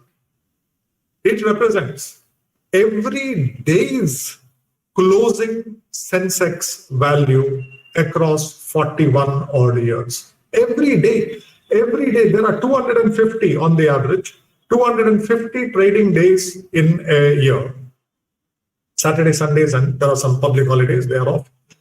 250 data points into 41 and odd years, that shown to you in one screen is this graph. In other words, this is what an investor will see if you are looking at daily price movements. But if you step back from this madness and say, I'm a long-term investor, when I'm a long-term investor, I want to see the same graph, but I want to look at it only once in 5 years. So point to point should be only 5 years. I don't want to see it daily. This same graph will look like this. As you can see, just by changing our mindset from short-term speculation to 5 years, I will not even say medium term. I'm sorry, I will not say long term. Medium term, the minimum time horizon, equity time horizon is 5 years. That means if you have money that you can spare for less than 5 years, you should not be in the stock market. That's what it means. So if I just change my habit of keeping on staring at various screens every day and step back and look at it only once in 5 years, this is what happens to my performance. Risk has virtually disappeared. But the ideal time horizon is 10 years and above. And if I have to see it once in 10 years, then that same data will look like this. So now please explain to me, where is the risk in the stock market? This is something to think about. Here we see a lot of points where there is a risk. Here things start getting smoother. This is, you can go to sleep. You don't have to be concerned if you're looking at it once in 10 years. What is the lesson that we are learning from this?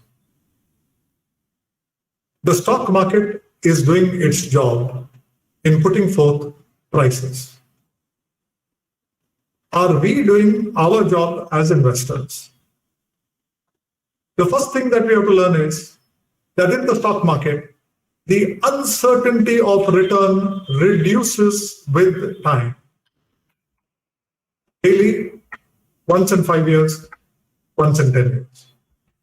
The uncertainty of return reduces with time.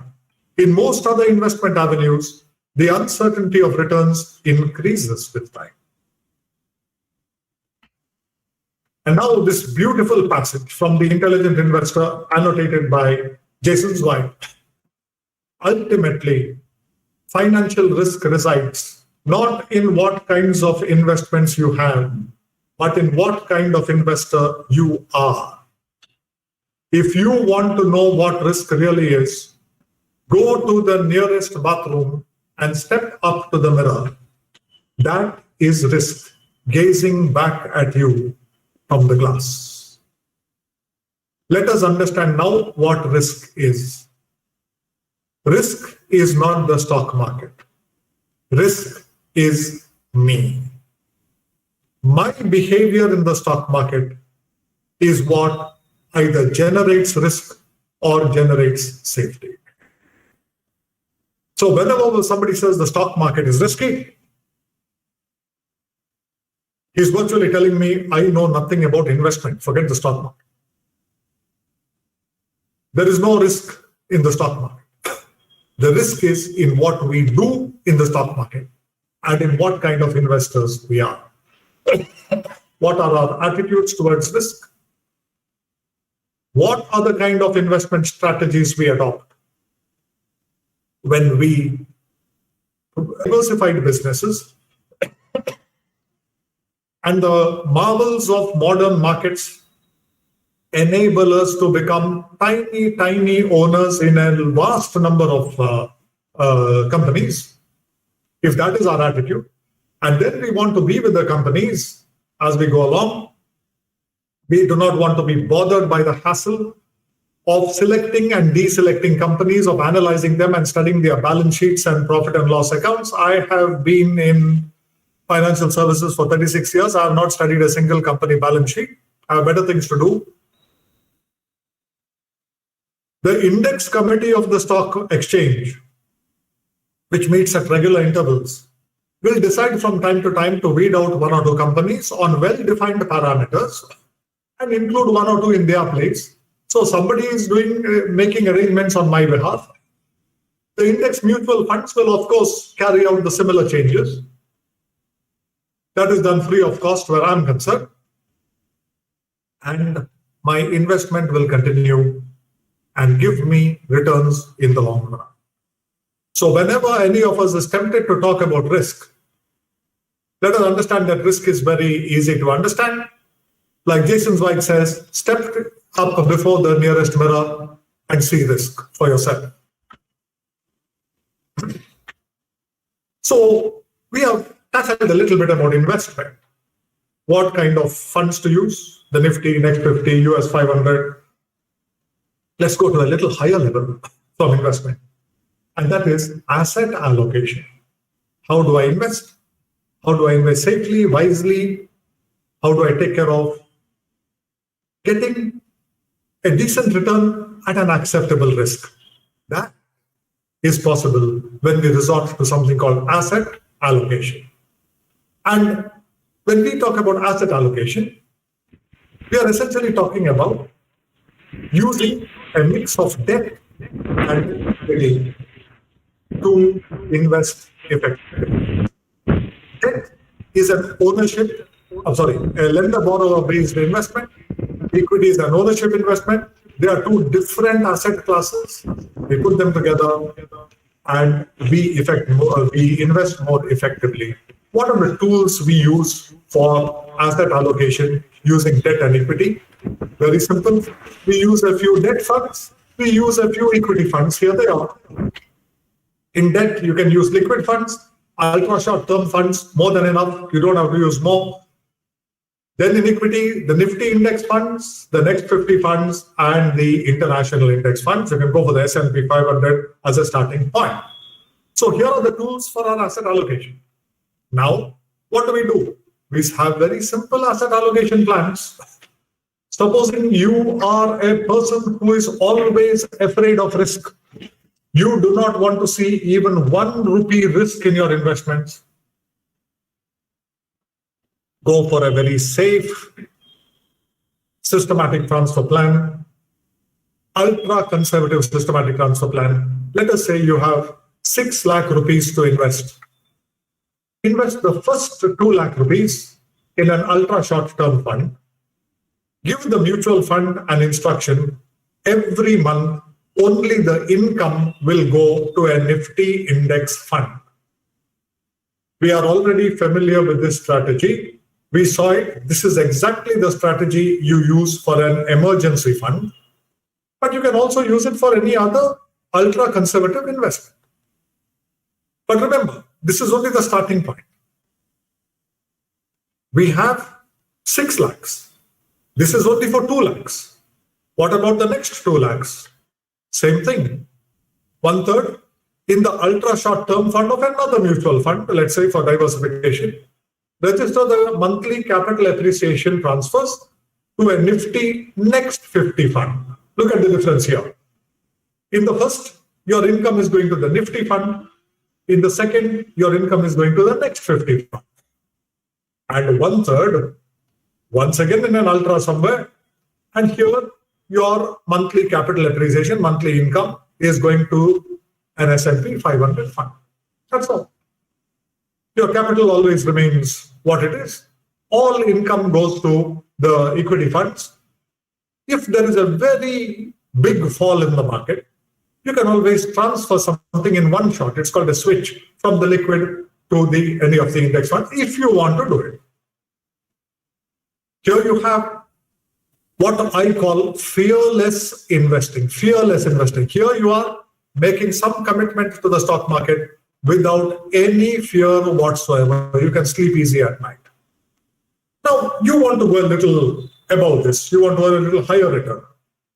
You can't do it without taking a little higher risk, but not much. And if you're doing systematic investment plans, I already told you, 2,000, 1,000 rupees also you can do, or any multiples thereof.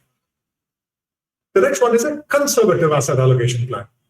80% will be in debt, 20% will be in equity. Here it is.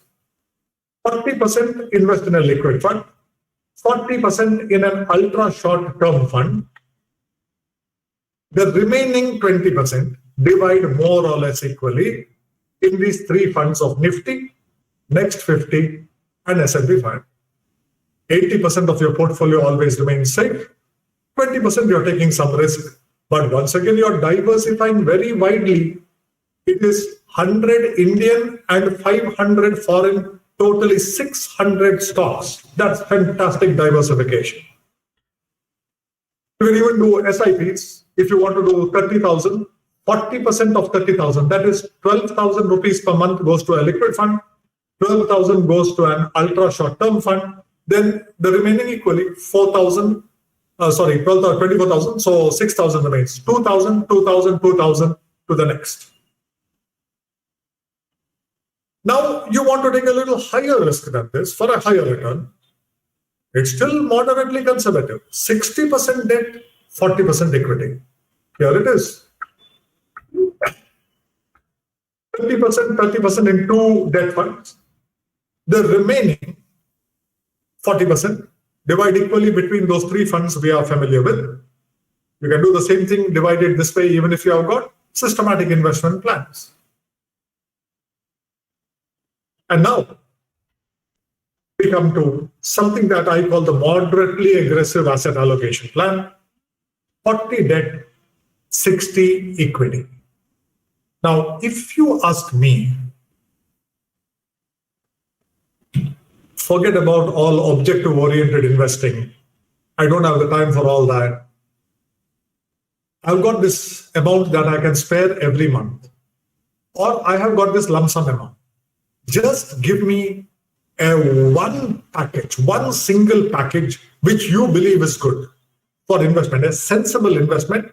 I take a reasonable risk, a calculated risk. At the same time, there is some element of safety in it. And I'm going to be a long-term investor, say 10 years or more. Here it is. Just invest equally in these 5 types of funds. You'll end up with 40% debt, 60% equity, beautifully diversified. And the 40% debt will act as a shock absorber. And even if you want to do systematic investments, you can do it with 5,000 rupees, 1,000 rupees into each of these funds. Or if it is 10,000 rupees, 2,000 rupees into each of these funds. Immediately you're into one of the world's most popular, and let me also tell you, most sensible. Most sensible. You can do 50-50 also. But we all know that equity gives a higher return in the long term. So let's allocate a little more. Let's push it to 60. Let's get down to 40. But even a 40% debt component in a portfolio gives you quite a good safety cushion, especially if you are into the SIP route, because even the equity portion of it is managed well from time to time. So this is also very, very sensible. And this is one of my favorite plans when somebody just wants to be a sensible investor and not get too much into objective-oriented investing. That is not very sensible, because objective-oriented investing is the best possible favor you can do for yourself. That is the emergency fund, retirement fund, general investment fund, method of proceeding. But forget about all that. Just give me a good investment plan. Here it is in one slide. 5 SIPs or 5 lump sums into this, and then just forget about it. Check it 10 years later. Then, of course, I'm not going to waste too much time on this. If you want to get really aggressive, but some tiny element of safety, you go for 80-20, 80 equity, 20 debt. And the last plan, of course, if you have had an ultra conservative, you can also have an ultra aggressive plan. Here it is. I would go for 30% in a Nifty index, 30% in a Nifty Next 50, 30% in a US, and also keep 10% in a gold fund. Not because gold is an investment, but simply because gold is what we call non-correlated. It does not fluctuate many times as equities do. It fluctuates something else. So just to have something different. Or you can go 33, 33, 33 into those 3 equity funds there, 33%. And this is not really ultra aggressive. This is very sensible. If you have got 30 years for retirement, if I had 30 years for retirement, I would choose only the first 3 that you see there. I'd have SIPs into them, and this would be the only retirement plan that I would have. All my retirement plan money would be only in those 3. It would be only in those 3 funds on top there. Right. Now, let me try to answer one question that most investors will ask me. Is it a good time to buy now? Should I be in the market now? This is a very important question to tackle because right now the market is at its virtual peak. And the market can be very dangerous to this extent. It entices you, attracts you to it only at the most dangerous time when the market is at its peak. So let me once and for all give you a framework to answer that question of when should I make lump sum investments in the stock market. This is only for lump sum, mind you. Systematic you can make anytime, start anytime, so long as you're going to continue those systematic investments for 10 years or more, you need not worry. You need not worry. Anytime. You can do it when the index is 60,000, you can do it when the index is 20,000. But now, you say, I don't have 3,000 or 4,000 rupees to invest every month, but I have 10 lakhs. Tell me where to invest 10 lakhs in one shot. We rely on Benjamin Graham's the margin of safety approach. Now, Benjamin Graham had complicated ways of calculating the margin of safety. I'm not going into that. But Benjamin Graham himself was once asked, we are not as brilliant as you. Can you tell us, give us a thumb rule for the margin of safety? And for those of you who don't know who Benjamin Graham is, all of us have heard of Warren Buffett. Benjamin Graham was his teacher. And Benjamin Graham has written a book called The Intelligent Investor. He has written other books also, but this book called The Intelligent Investor, this is the only book on the stock market worth reading. I repeat it. This is the only book on the stock market worth reading. If you have got other books on the stock market, please dump them right now into the nearest available waste paper basket because you are only doing yourself a disservice. Read the Intelligent Investor. And if you have read The Intelligent Investor, somebody once asked me, what should I do if I have read The Intelligent Investor? The answer is very simple. 1 year later, read it again. 1 year from that date, read it again. Every time you read it, you will get fresh insights because that is an investment classic. The hallmark of a classic is that you never get tired of it. Every time you read it, you get fresh insights. The same thing with classical literature, the same thing with classical music. You never get tired of it. It never goes out of fashion. That's why it is given the title classical, unchanging. The real meaning of classical is unchanging, classic. It's there. It's always there. There is always value in it. So what's the thumb rule for determining the margin of safety? The price earnings ratios of the popular indices must be 19 or less. And the popular indices must be at least 25% below their last peak. Now, the index figures you can always get easily. PE ratios also you can always get. You have to just go to Google and say, give me the PE ratio of the Nifty. Now, there are two popular stock market indices in India. The Bombay Stock Exchange Sensitive Index of 30 stocks and the National Stock Exchange Index of 50 stocks, the Nifty. So Sensex and Nifty are the two most popular. So most easily accessible and available. Of the two, I prefer the Nifty, not because I'm more fond of the National Stock Exchange or the Bombay Stock Exchange, simply because it's more diversified. It is 50, this is 30, that's all. BSE also has a 50, but in common parlance, it's not all that popular yet. So take the Nifty for common use, and the websites, both stock exchanges have very good websites, no problem there. Or just go to Google, you'll get it. So the price earnings ratios must be 19 or less. The popular indices must be 25% or below. So supposing yesterday, the 4th of August, if somebody was asking me, I have this sum of 10 lakhs, should I invest in the stock market? Here is how I calculate. 4th August 2021.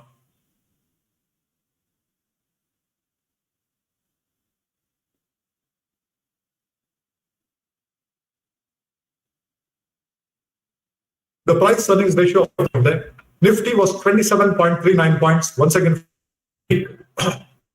yesterday there was no difference because the markets have closed at their all-time peak. Same thing with the Nifty. It closed at its all-time peak. So the markets are right up there. In my opinion, you should never invest in the stock market at its peak. This is the most simple calculation of the margin of safety that any normal common sense investor can do by themselves. You probably don't even need primary school or upper KG level knowledge of mathematics. This is all you need. And this data freely available to you on the internet. Okay, so please use this whenever you are given a question. Should I make lump sum investments?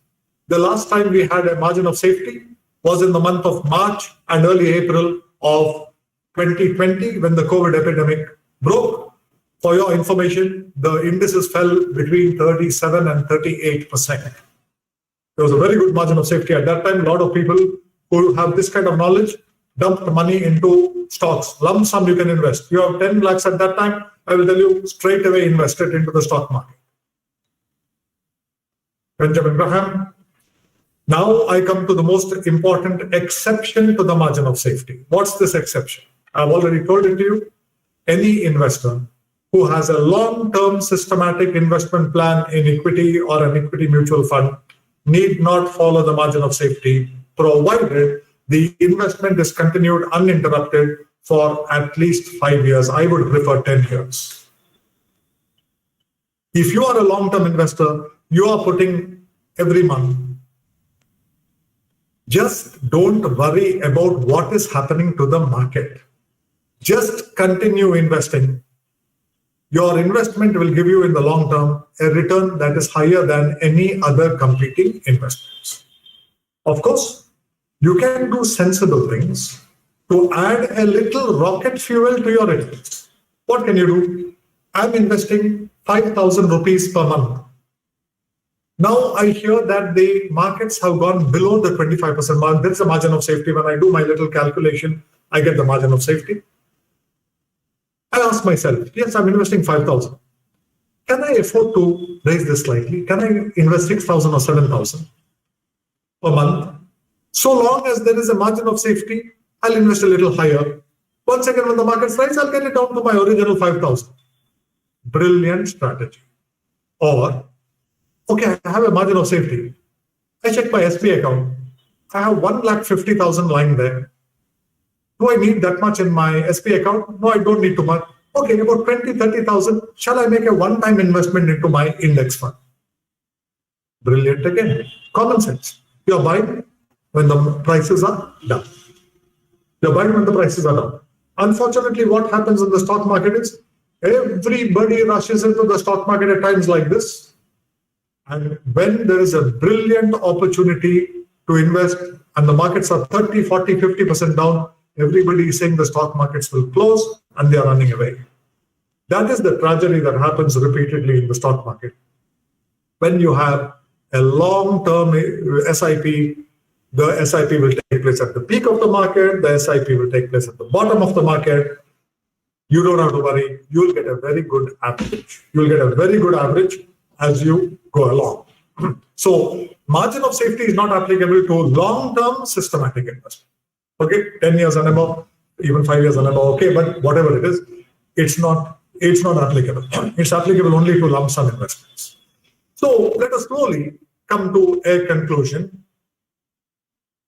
Put this knowledge together, focus on one or two more insights.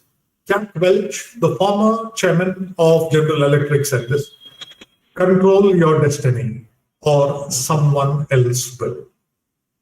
If you see what I've been trying to do in the last, now it's about 2 hours of our session, I've been trying to put you in better control of your financial life. That's all I've been trying to do. Objective-oriented investing. Have your objectives. Allocate money for various objectives. Do something sensible. Pick simple products, index funds. Have a long-term commitment. Have an emergency fund to take care of emergencies. Everything in debt, only income to equity. Retirement, I've got a long time for retirement. Everything in equity, no problem. But I've got only 10, 15 years for retirement. Okay, I want 60% equity, 40% debt, fine. 80, 20, fine. That's fine. If it is systematic, fine. I can go for 100% equity if it is 10 years plus. Not a problem. General investment fund, 50% debt, 50% equity. When I need the money, if the stock market is down, I take it from debt. When I need the money, if the stock market is high, I take it from equity. If the stock market is reasonably high but not close to its peak, but still I'm making reasonably good profit, I can withdraw something from debt, something from equity. So with 2 asset classes in my general investment fund, I have 3 choices. It's good to have choices in investment, in withdrawals. Control your destiny or someone else will. This is what I've been trying to do. Now let me take you one step further. Let me put you in better control. There are 2 brilliant things we can do to put ourselves in better control. The first is, we can answer a question of how much of my income should I save. This is a beautiful and one of the most simple techniques. It is called the savings ratio. What is the savings ratio? How much of my net income do I save per month? What is net income? As we have seen, income after deductions, after taxes. I earn 1 lakh, 20,000 goes for deductions and taxes, 80,000 is my disposable income or net income. How much do I save out of this? If I am saving 20,000 rupees a month, 20,000 divided by 80,000, what's the percentage? 25%, 1/4, 25%. That's my savings ratio. That's all. Savings ratio is that simple. But now we use the savings ratio to give ourselves an examination. One of the best examinations that you can give yourself, a meaningful examination. And this examination, the beauty of it is, you don't have to depend on any university to schedule an examination or cancel an examination. This examination can be given whether there is the pandemic or no pandemic. Any time you can give yourself the examination. You don't have to show the results to someone. You are the examinee and you are also the examiner.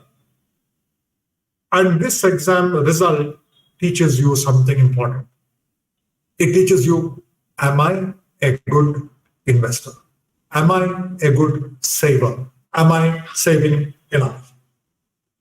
In the Indian context, what is the savings ratio and what is this exam? So here's the savings ratio. My monthly savings divided by my monthly net income into 100.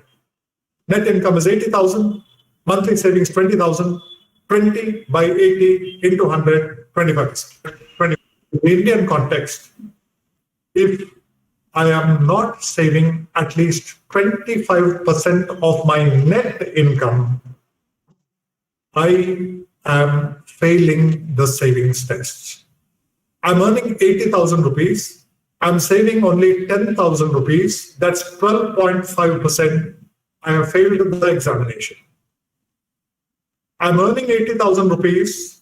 I'm saving 20,000 rupees. I've just passed my exam. Let's go to distinction straight away. Extraordinary distinction. 50%. I'm earning 80,000. I'm spending 40,000. I'm saving 40,000 or more. I'm a distinction student. I'm 90% above that category. Anything in between is good. Anything in between. Most of the good people will be between 30 and 35%. You don't have to worry. When you start, if you get early in life, if you get a very good job, your savings ratio may be 50% or even more sometimes. But then you may get married, start a family, one or two kids may come along, expenses will increase exponentially. Your savings ratio will drop. Do not get depressed. Do not get depressed if a 50% savings ratio drops to 30, 35%, 32, 33%. Do not get depressed. That is good. That has to be sustained. You will achieve financial freedom. But if my savings ratio is less than 25%, I need to reflect. I need to think. It needs attention. If it is less than 25%, my first task is, how do I pass? How do I get to 25%? When it's 25%, how can I get to between 30 and 35%? Even gradually, over several years, no problem. Once I've got to the good level, how do I maintain that? That's all. So this is the first exam you give yourself. And this should provoke you into becoming a better saver if you are not a good saver now. If you are not a good saver, there are only 3 ways in which you can increase your savings ratio. Reduce expenditure, increase income, or do both. Reduce expenditure, increase income, or do both. That's all. I don't have to explain that more. This is the only way you can increase your savings ratio.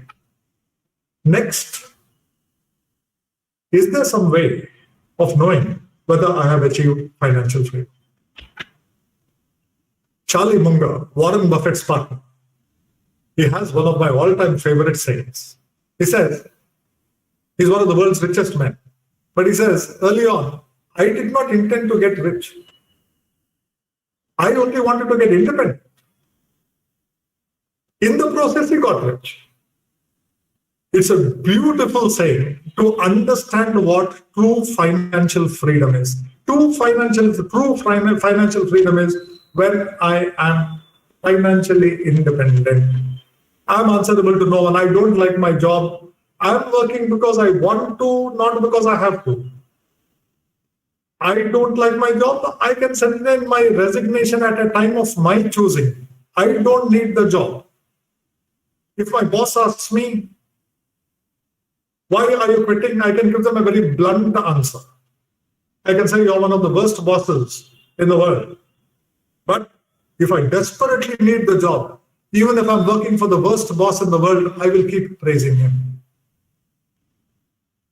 Because I can't afford to get in his bad books. I need the money. In financial freedom, I do not need the money from that job. I've got a whole army of investments that's working for me. I did not intend to get rich. I wanted to get independent. So here's financial freedom. Financial freedom is when you work because you have to. Can you calculate what it takes in monetary terms to achieve financial freedom? Another way to ask the question is, can I know whether I can retire from active work? The answer to both questions is yes. Your normal living expenses in retirement is important. So you ask the question, if I am to retire today and my normal living expenses are 1 lakh rupees per month. I'm to retire today. My normal living expenses are 1 lakh rupees per month or 12 lakh rupees per annum.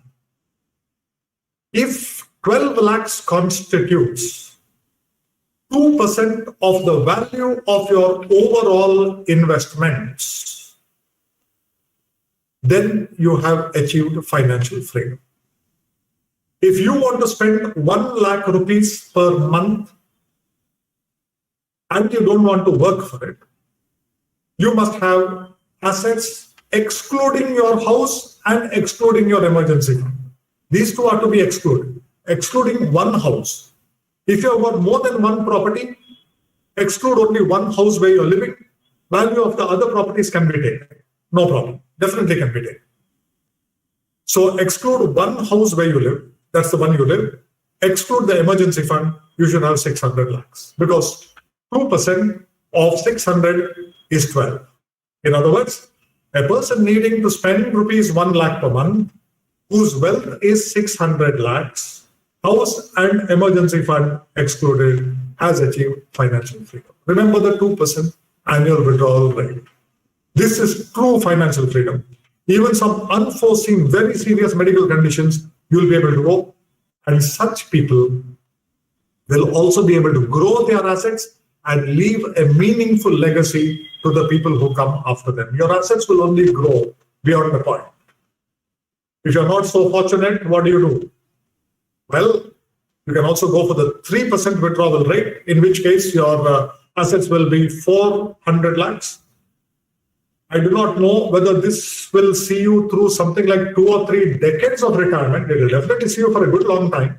But whether it will see you to 2 or 3 decades of retirement, whether you will be able to leave a meaningful legacy once you start 3%, 4% withdrawal rates, I'm not sure. You may be able to survive. By yourself, you may be able to survive. But this is true financial freedom. This is true financial freedom. If you have reached this, you don't even have to think about chucking your job tomorrow or working only where you want, pursuing whatever interest you want by yourself. Therefore, financial freedom is having wealth that is equal to or greater than 600 times monthly normal living expenses or 50 times annual normal living expenses. Robin Sharma, knowledge that remains unapplied is worthless. I do not believe in knowledge that remains unapplied.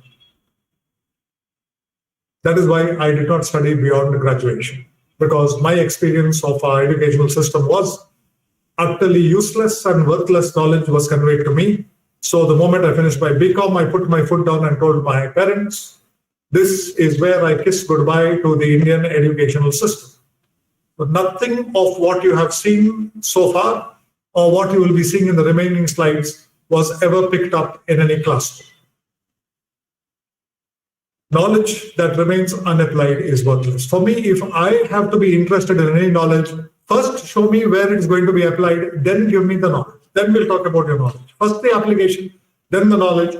At least I should see where this knowledge is going to be applied. Otherwise, I'm not even interested in the knowledge. Don't talk to me about it. So now let us apply it. And here is your financial planning plan of action. I'm leaving you with something which I hope will be of use to you. I'm not going deep into any of these points. And like I said, if you're taking down notes, well and good. If you're not, you can get this presentation free of charge by sending me an email. I'll give you the email ID at the end of the presentation. Let's get into our financial planning plan of action. Here goes. First, take health insurance. Take health insurance for the whole family. Choose plans carefully, do your study, but do not be without health insurance, because with every passing day, week or month, the costs of healthcare are going higher and higher. Even if you're reasonably high net worth, take a good cover. Take pure term life insurance only if it is required. and to the extent required. Simple way to answer the question is, do you have financial dependence? If you are suddenly not there tomorrow, when your legal heirs inherit what you have left, will they be comfortable? If the answer is they'll be comfortable, then they are not your financial dependents. They do not depend upon you financially. You don't need life insurance. If you have to take it, take pure term insurance. Don't take any other kind of toxic, high cost, what we call poor investment, poor insurance products. If you have got meaningful property to be insured, you can look at property insurance also.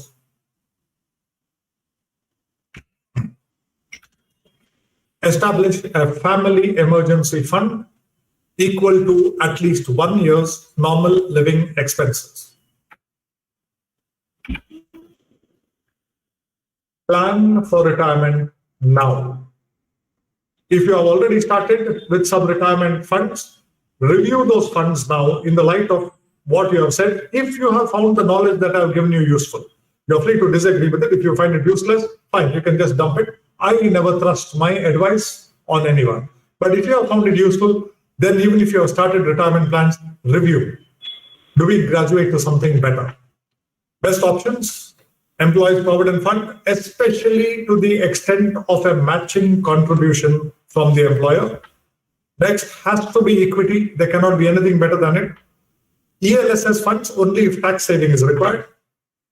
Public provident fund, excellent. After that, 2 options in real estate. If you have the money, you can go for yielding real estate, but be a little careful. Real estate beyond the point becomes difficult to manage.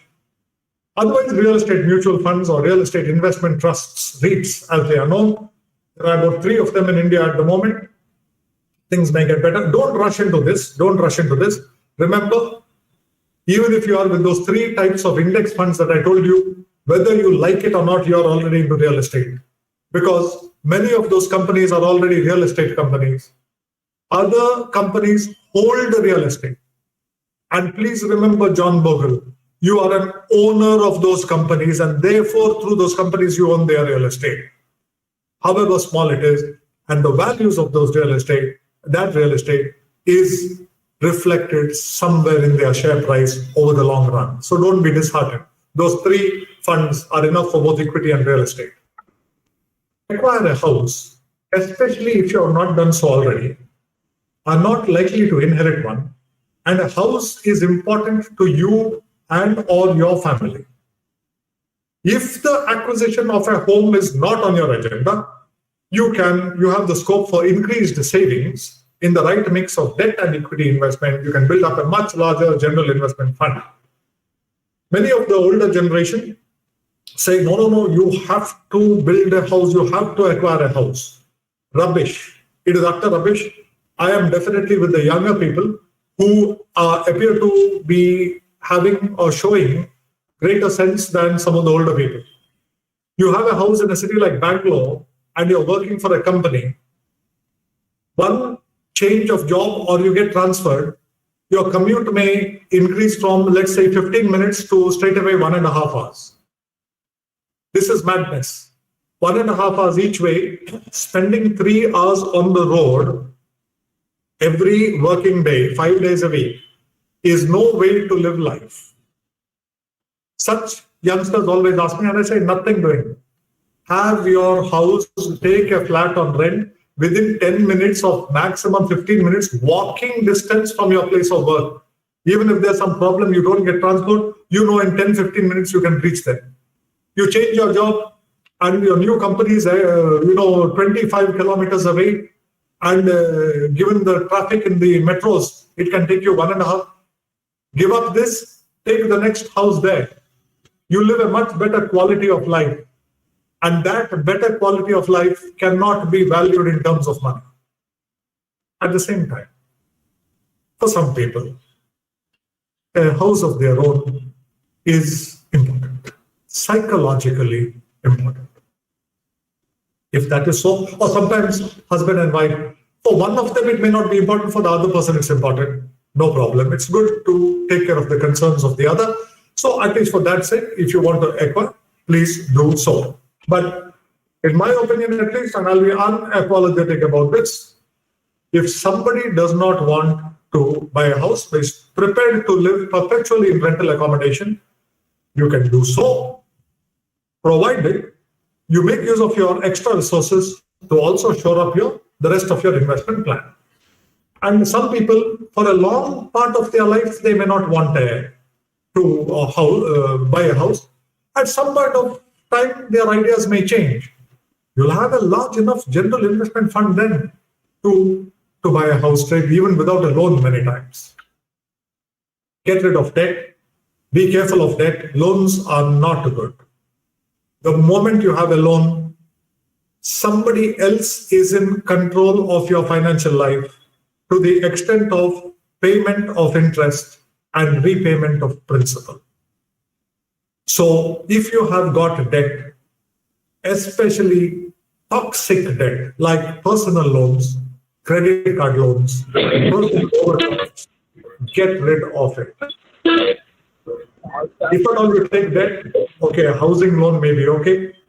And education loan, yes, if that education is meaningful and it's really going to make an economic difference to you, find an educational loan.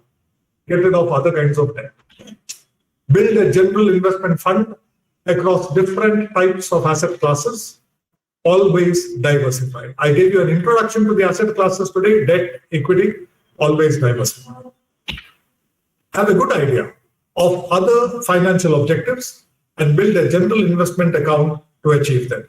Even if you have no clear idea about your other objectives other than emergency and retirement, general investment fund expenses will arise at some point of time as you go along. So always have this one general fund from which I can draw without my emergency fund, without touching my retirement fund. Remember, retirement fund is from the date of my retirement for my spouse and myself until the end of life of the survivor among us.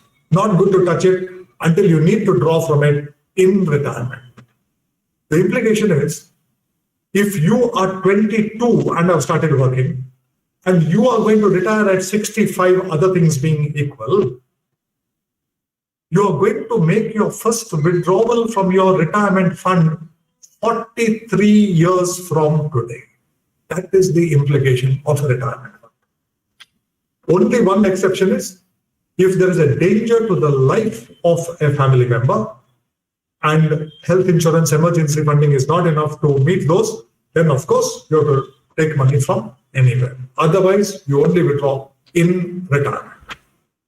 Learn to differentiate between short and long-term monetary needs and invest accordingly. Equity, real estate are for the long term. Short-term debt, I told you liquid fund, ultra short-term fund, low duration fund, they are all for the short term. Guard against hype, excitement, and costs in investment and insurance. The mighty marketing machine of the financial services industry will be coming to you about this. Mutual funds, toxic products like sector funds and others will be sold to you. Flavor of the moment funds will be sold to you. In stockbroking, when the only thing that works in stock market investment is solid, diversified, long-term investment, there'll be stockbrokers coming to you and selling you poison. Warren Buffett has called it rat poison. So selling you poison like day trading, margin trading, futures and options. You will end up with no option and no future if you go into them before long. So don't get into, I call it insanity like that. Keep your documents in order. Review your finances and financial papers at least once a quarter. Just go through them. So, where am I? Once in 3 months. Very good to do it. Don't neglect estate and succession planning. Make a will. Be clear about which law of succession applies to you. And ensure that you make some kind of a will so that there's no confusion. We have seen so many people fighting over properties once the people pass away. Not good. This is not what I think any one of us would ever want to see happen. So make a clear will, consult a professional if you're not capable of drafting a will yourself, and let there be clarity in what happens after your lifetime. ensure that all investments are in joint names or with nominations registered. You want to do yourself a favor this evening after this session. First, take every bank account, let it be SBI account, fixed deposit account, PPF, mutual fund, demat account, government bond, whatever insurance policy, whatever investments you have. Is there anything in my sole name with no joint holder? No, no. The most dangerous and stupid way of ever having accounts and investments. Something happens to you, your loved ones will be struggling to recover that. Joint holding is strong. If you don't want joint holding, no problem, have nominations. Also find out, there are many investments where you can register more than one nominee. It need not be only one nominee. Demat account today, up to 3 nominees can be registered. Mutual funds today, up to 3 nominees can be registered. Public Provident Fund account, from decades you have been able to register 3 nominees, nobody knows about this.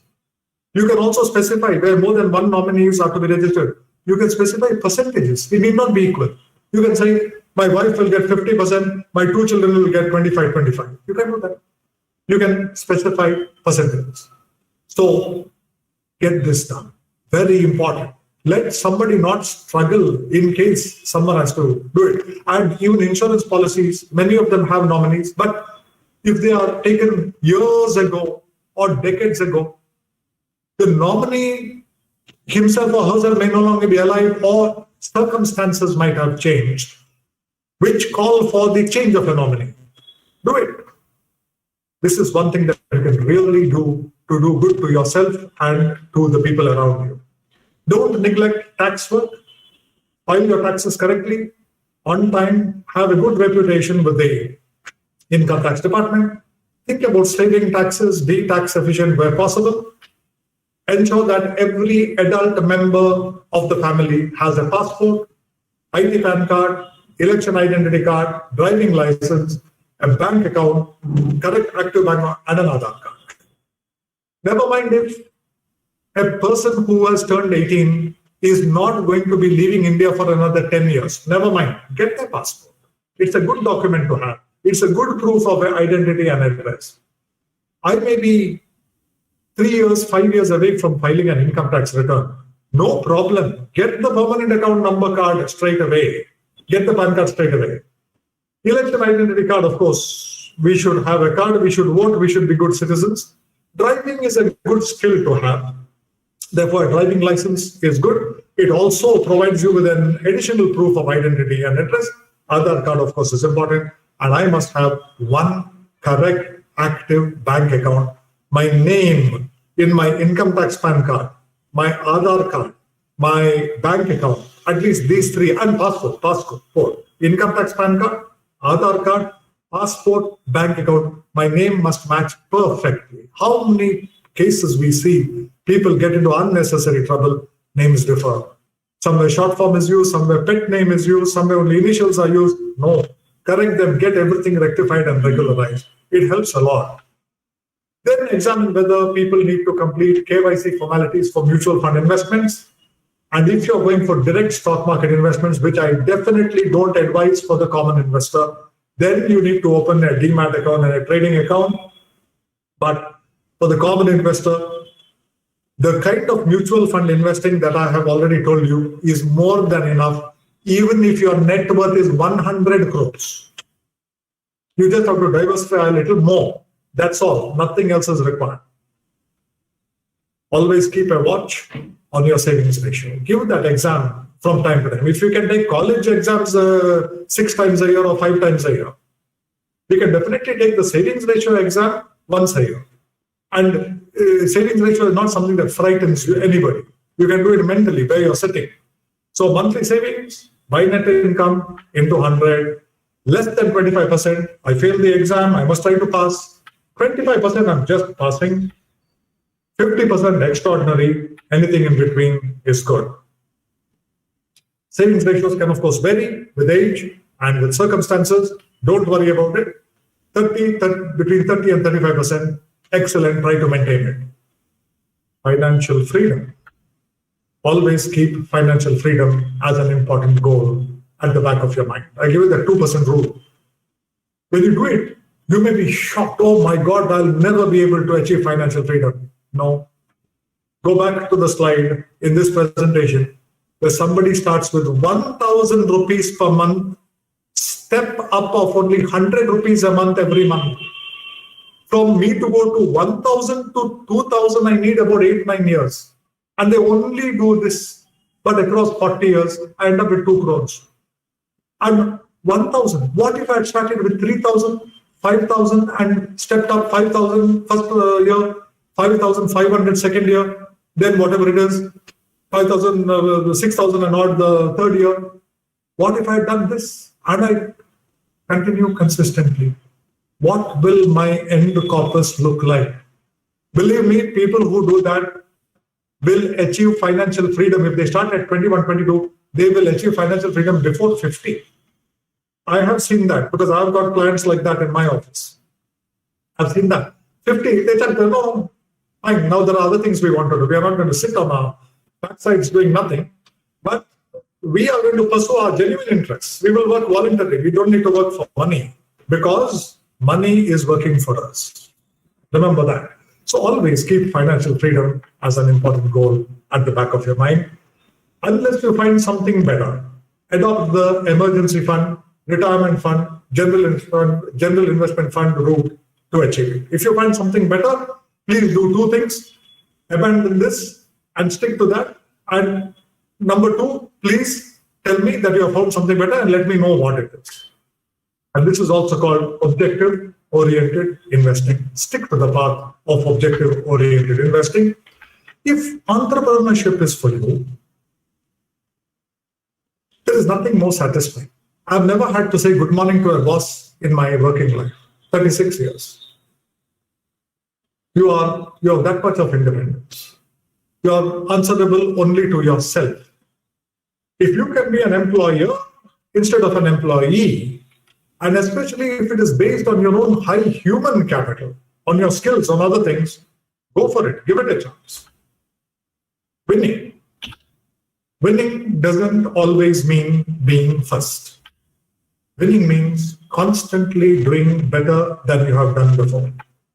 Financial planning enables everyone who implements it to emerge a winner. It's not a 100-meter dash where only one gold medal winner. He is the only person who is satisfied. Believe me, if there are 12 people in the finals, only one person is going to be happy. Not even the silver medal winner, because the silver medal winner will always have the regret. Little more, and I could have won the gold medal. Bronze medal winner, so I could have won the silver or the gold. Everyone is unhappy except the winner. But investment is not like that. Approach investment sensibly. All who do so can be winners. All who do so can be winners. Warren Buffett said it.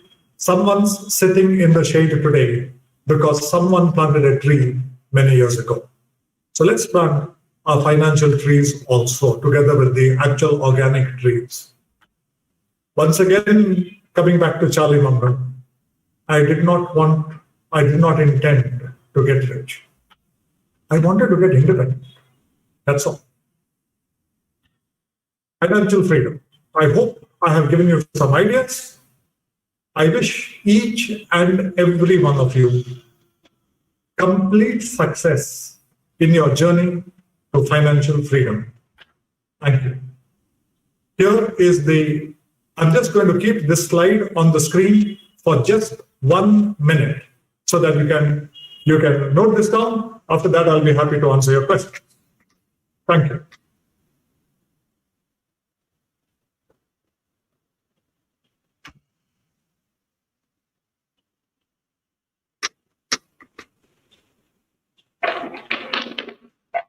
Gerard sir, you can announce what is this mail ID for?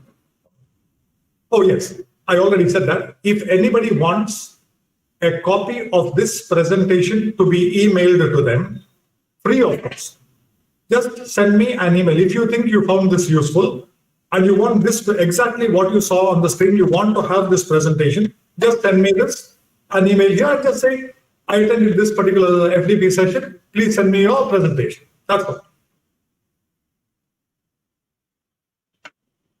Okay. Thank you very much, sir. It's really an informative session. Okay, now the session is. You can stop now the presenting, session. sir. Oh, I can stop sharing? Yeah, Yeah, yes, sir. I just kept it for that email ID. No problem. I'll stop. Okay. Yeah. Now the session is open for discussion. So here are some questions on YouTube as well as Google Meet chat box. No problem. Okay, so, yeah, the first question is, am I audible, sir? Perfect, madam. Go ahead. Perfect. Yeah, Please go okay, sorry. Okay, fine. What do you think about the people with low components of financial plans, but with high level of reach their goals? What do I think about the people with low components of financial plans? I repeat, sir, what do you think about people with low components of financial plans, but with high level of reach their goals? I'm afraid I cannot understand the question. What do we mean by, if the person who has asked the question can come on speaker, what do you mean by low component of... Mr. Nasser, if you are there, Nasser is yes. joined from Algeria, sir. Okay. Mr. Nasser, if you are there on Google Meet, you can ask this question. Yeah, please clarify your question also. Madam, you can go to the next question. Yeah, okay. Join The next, and you can ask. Yeah. Okay, fine. The second question is, kindly suggest personal investment planning in the backdrop of continuous degradation of social dynamic and moral values. Yes. Financial planning is a very important tool. Actually, I like this question, whoever asked it. Moral degradation and other, ethics, losing of values and all that. The first point that I would like to make is that it is relative. Okay? Because if you go back to Socrates and Plato, and some of the literature that we have that are 2,000-3,000 years old, even at that time, one generation was complaining about the succeeding generation and wondering, what is going to happen to this world. Okay, our young people are so bad. But several thousand years have passed since then. But the fact remains that thanks to technology, thanks to social media, thanks to the reach of these kind of things, yes, it is true that there are changes, and of course, a good deal of those changes are for the worse, not better. Now, what do we do in the context of financial and investment planning? You will see that when you read the good books on investment, when you adopt the right attitude towards money, when you invest in a disciplined manner, and when you are consistent, your own character improves. I was talking about investment classics, and I mentioned two books actually. One is The Intelligent Investor by Benjamin Graham, and the second was A Random Walk Down Wall Street by Burton Malkin. The third book is Common Sense on Mutual Funds by John Bogle. One of the book reviewers of that book said, the first 3 quarters of Mr. Bogle's book will make you a better investor. And the last quarter of his book will make you a better person. People who have a good attitude towards money, who have sound financial knowledge, who are disciplined in their investments, are generally disciplined in life also. Not only that, I have seen a lot of such people who, after they reach a certain level of financial comfort, then help others. That is why you have seen in my slide on the general investment fund, I have clearly mentioned there, one of the purposes of general investment fund is also charity and selective intervention. We have seen this happening again and again. And the most important investment lesson that I can give you there does not come from anywhere else. It comes from all of us who have taken airline flights. Have you heard the air hostess or the other steward making the safety announcement? And which safety announcement? The safety announcement about oxygen masks. If you recollect, the words go something like this. In the event of a drop in cabin pressure, oxygen masks placed in the compartment above your seats will drop down automatically. Pull the mask towards you, fasten it round your neck, and breathe normally. Once your own mask has been fastened, then turn round to help your neighbor. Let's apply the same announcement to our lives. Let us become better people. Let us try to help other people a little more once we are on a firm financial footing. And personal investment and personal finance, therefore, to answer this question, they help in two ways. If I build up through hard work, diligence, perseverance, consistency, sensible approach to investments, I'm also likely to be a sensible, consistent, self-disciplined, persevering person. We need more of such people. Then society will improve. Second, such people also tend to be philanthropists. If you see the world's most successful people who are philanthropists, many of them are also good people. Next question. Yeah, so the second question is stock market safe for middle class to invest? Yes, it's not just middle class. In my office, I can readily think of at least 6 rickshaw drivers who have created genuine wealth, bought apartments, got their children married because of 30 plus years of stock market investment. Next question. Okay, the next question is, should we use the 70-20-10 rule for our budget or personal financial planning? See, you can have any number of statistical rules. How effective they may be or not, I do not know. I don't go by sheer numbers. I would like to put an objective to my numbers. So, personal financial planning is a very wide concept. I follow a particular philosophy called objective-oriented investing. Objective-oriented investing consists of looking at all our investments as falling under one of 3 categories: an emergency fund, a retirement fund, a general investment fund. So now you see, every one of these categories is very clearly and closely related to an objective. Emergency fund to take care of emergencies. Retirement fund is to provide for 2, 3 or more decades, possible decades of retired life. General investment fund is to take care of several important expenditures I may have: child education, vehicle purchase, family vacations, marriages, social functions, charity, down payment on a house, renovation of a house, all objectives. Okay, I'm not just putting numbers. Even if I'm to put numbers, I will not put standalone numbers. I will put numbers to an objective. For example, 12 months normal living expenses, 12 is a number, months, or 1 year's normal living expenses. That is an objective for emergency fund. 10% of net income, here's my number, for consistently long-term for retirement plan, for retirement funding, I'm sorry. Maybe 15% at least of my savings for general investment.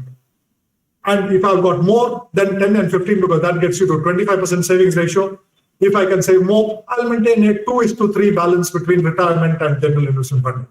This is how I put numbers. And I would definitely go with any day objective-oriented investing, where we use common sense and not numbers that drift in space by themselves.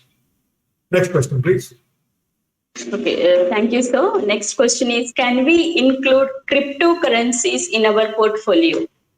Only if you want to lose your money.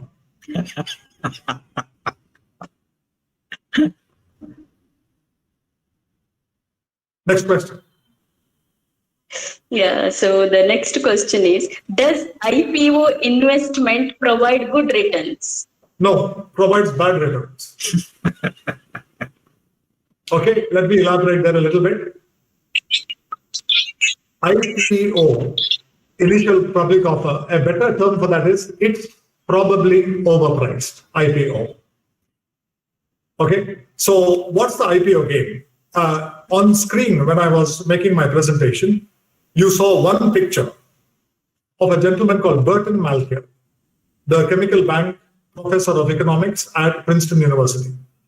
Burton Malkiel has done extensive research on United States IPOs, and he found that over a period of 10 years or more, IPOs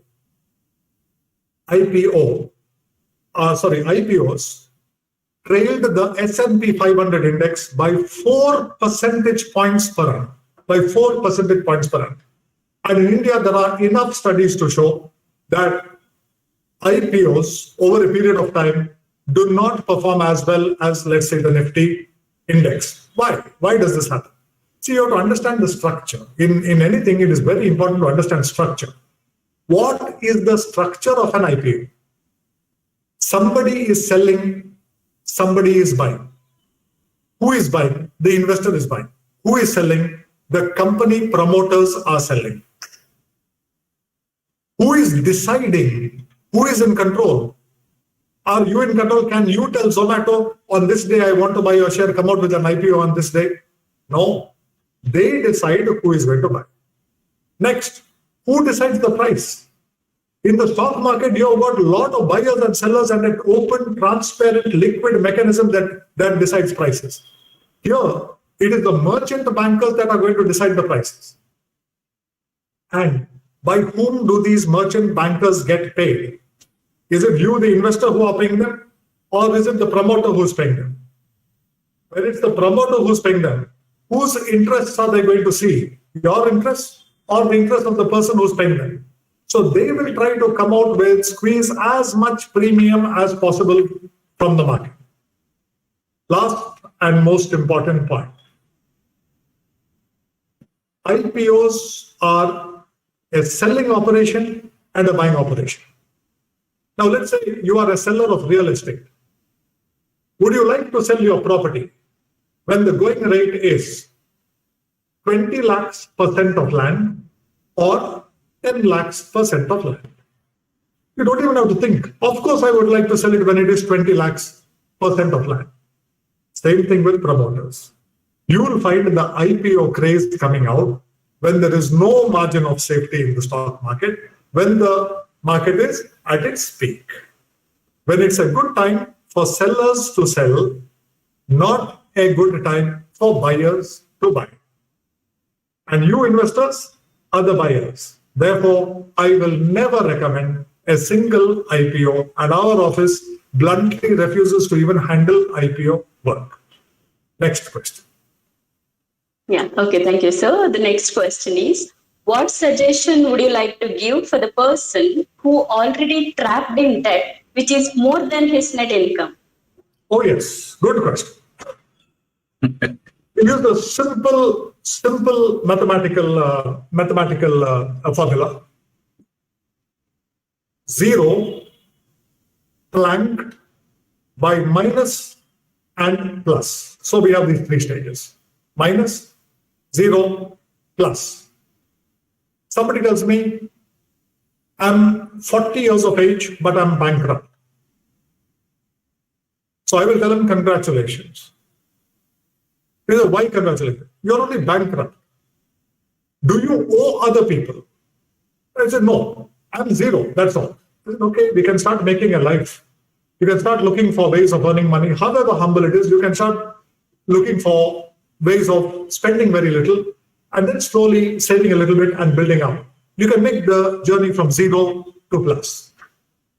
But what if I'm minus? When I'm in debt, I'm minus. Okay, I'm beyond bankruptcy. I'm not just zero. I have nothing against my name, no assets, but I'm also minus. The first journey that you make is not the journey to wealth.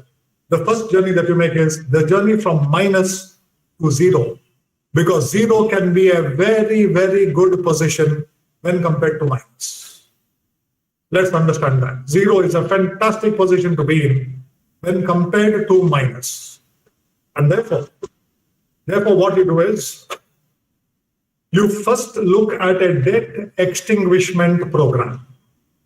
There are many sensible pieces of advice that can be given. But like I told you in another context of improving savings ratio, generally debt extinguishment requires money, requires hard cash.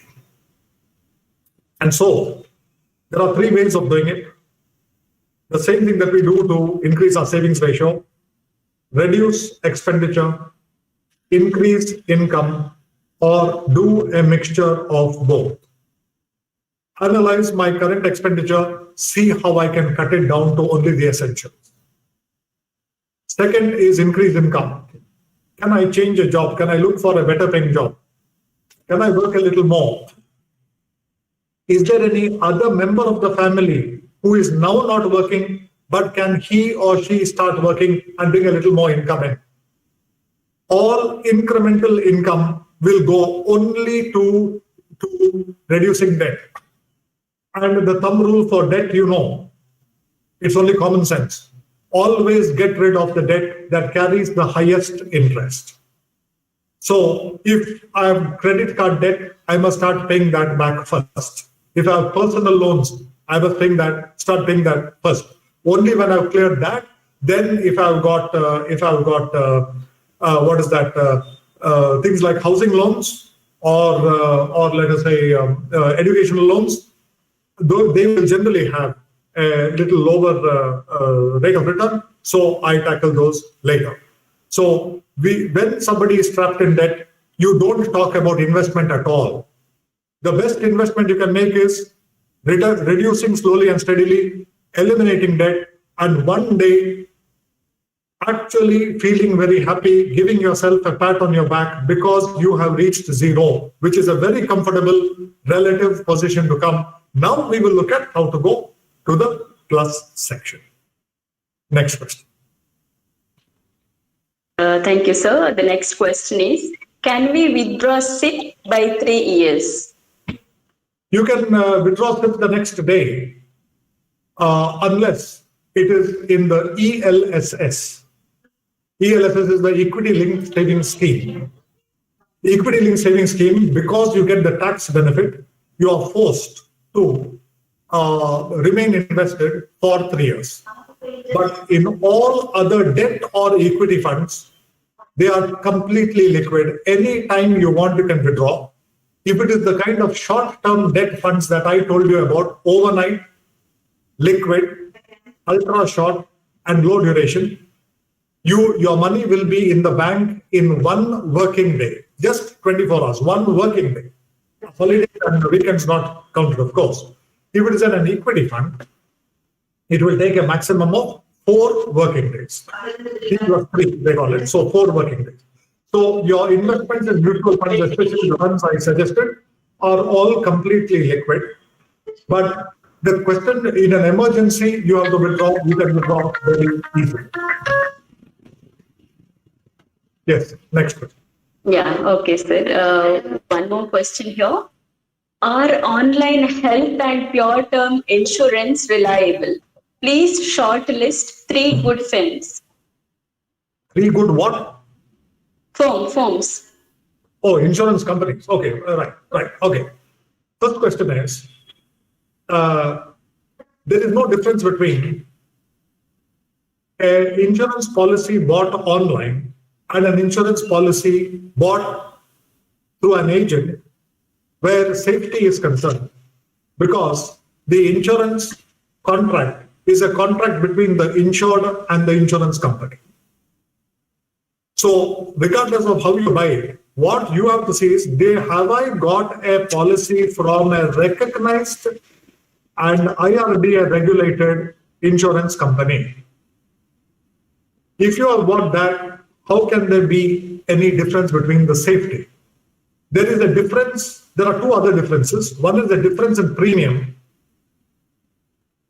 cheaper. But you have to find out by how much are they cheaper. Suppose online plans are only marginally cheaper, but I have a good insurance agent, and I know that suddenly I have a health issue.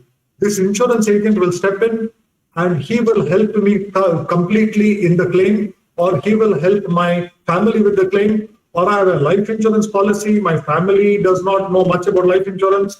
Something suddenly happens to me. A good insurance agent will step in and help you with the claim. So you have to study. It's good to take quotations online. It's good to take quotations from your agent, compare the two, see what the difference is.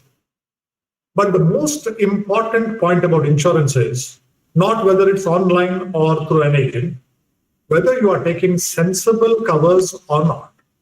That is where people make the 99.99% of the mistake. Am I taking absolutely ridiculous and toxic investment-linked insurance products like endowment plans, money-back plans, unit-linked insurance plans, or am I taking, when it's life insurance, pure term insurance? Where health insurance is concerned, have I taken a floater cover that covers my whole family? Once my children are aged in their 20s and have started working, do I delete their names from my policy and ensure that they have got their own policy?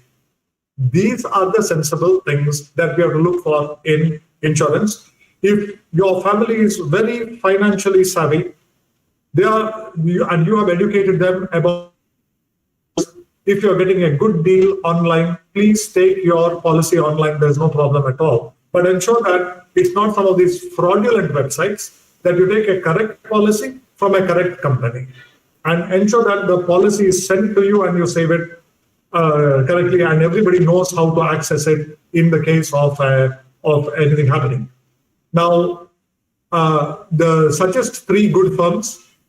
I am in the investment business. I am not in the insurance business. So I will never comment in an area where I have no expertise. You are asking the wrong professional.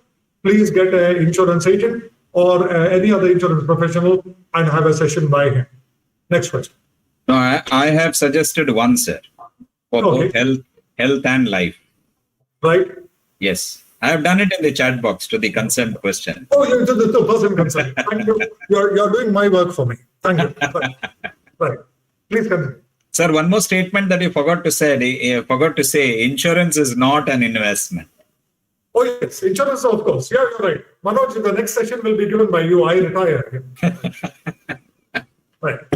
Insurance is not an investment. Absolutely. It's nothing but purchasing protection against perceived risk.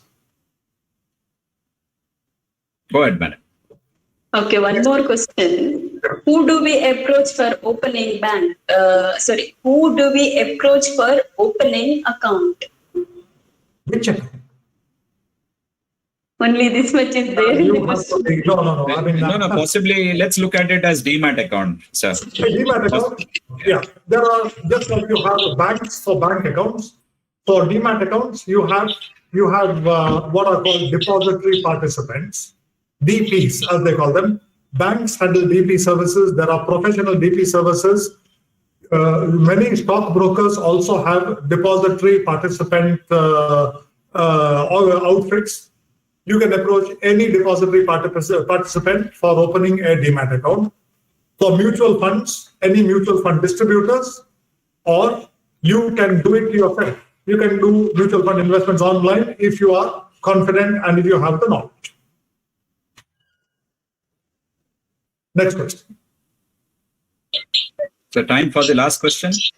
Madam, Okay. Okay. So this is the Lokeshnath's last question. Yeah. So this is the last question. What SIP would you suggest a person who is at the verge of retirement and who could not save anything so far due to some reasons? Madam, you can take up once again- Lokeshnath's question in the chat box we have. So go ahead, sir. I would have liked the questioner to be a little more specific. When you say verge of retirement, I would like to know when the retirement is happening. Is it tomorrow? Is it 1 month, 1 year, 5 years? But if there are 5 years or more, out of every 10,000 rupees, I would like 6,000 rupees to go into equity and 4,000 into debt. But if somebody is only starting now, with just about 1 or 2 years left for retirement, I would only go for an 80-20, 80 into debt and 20% into equity, because you can't afford to take a big risk there. But once again, like I told you, it differs from person to person.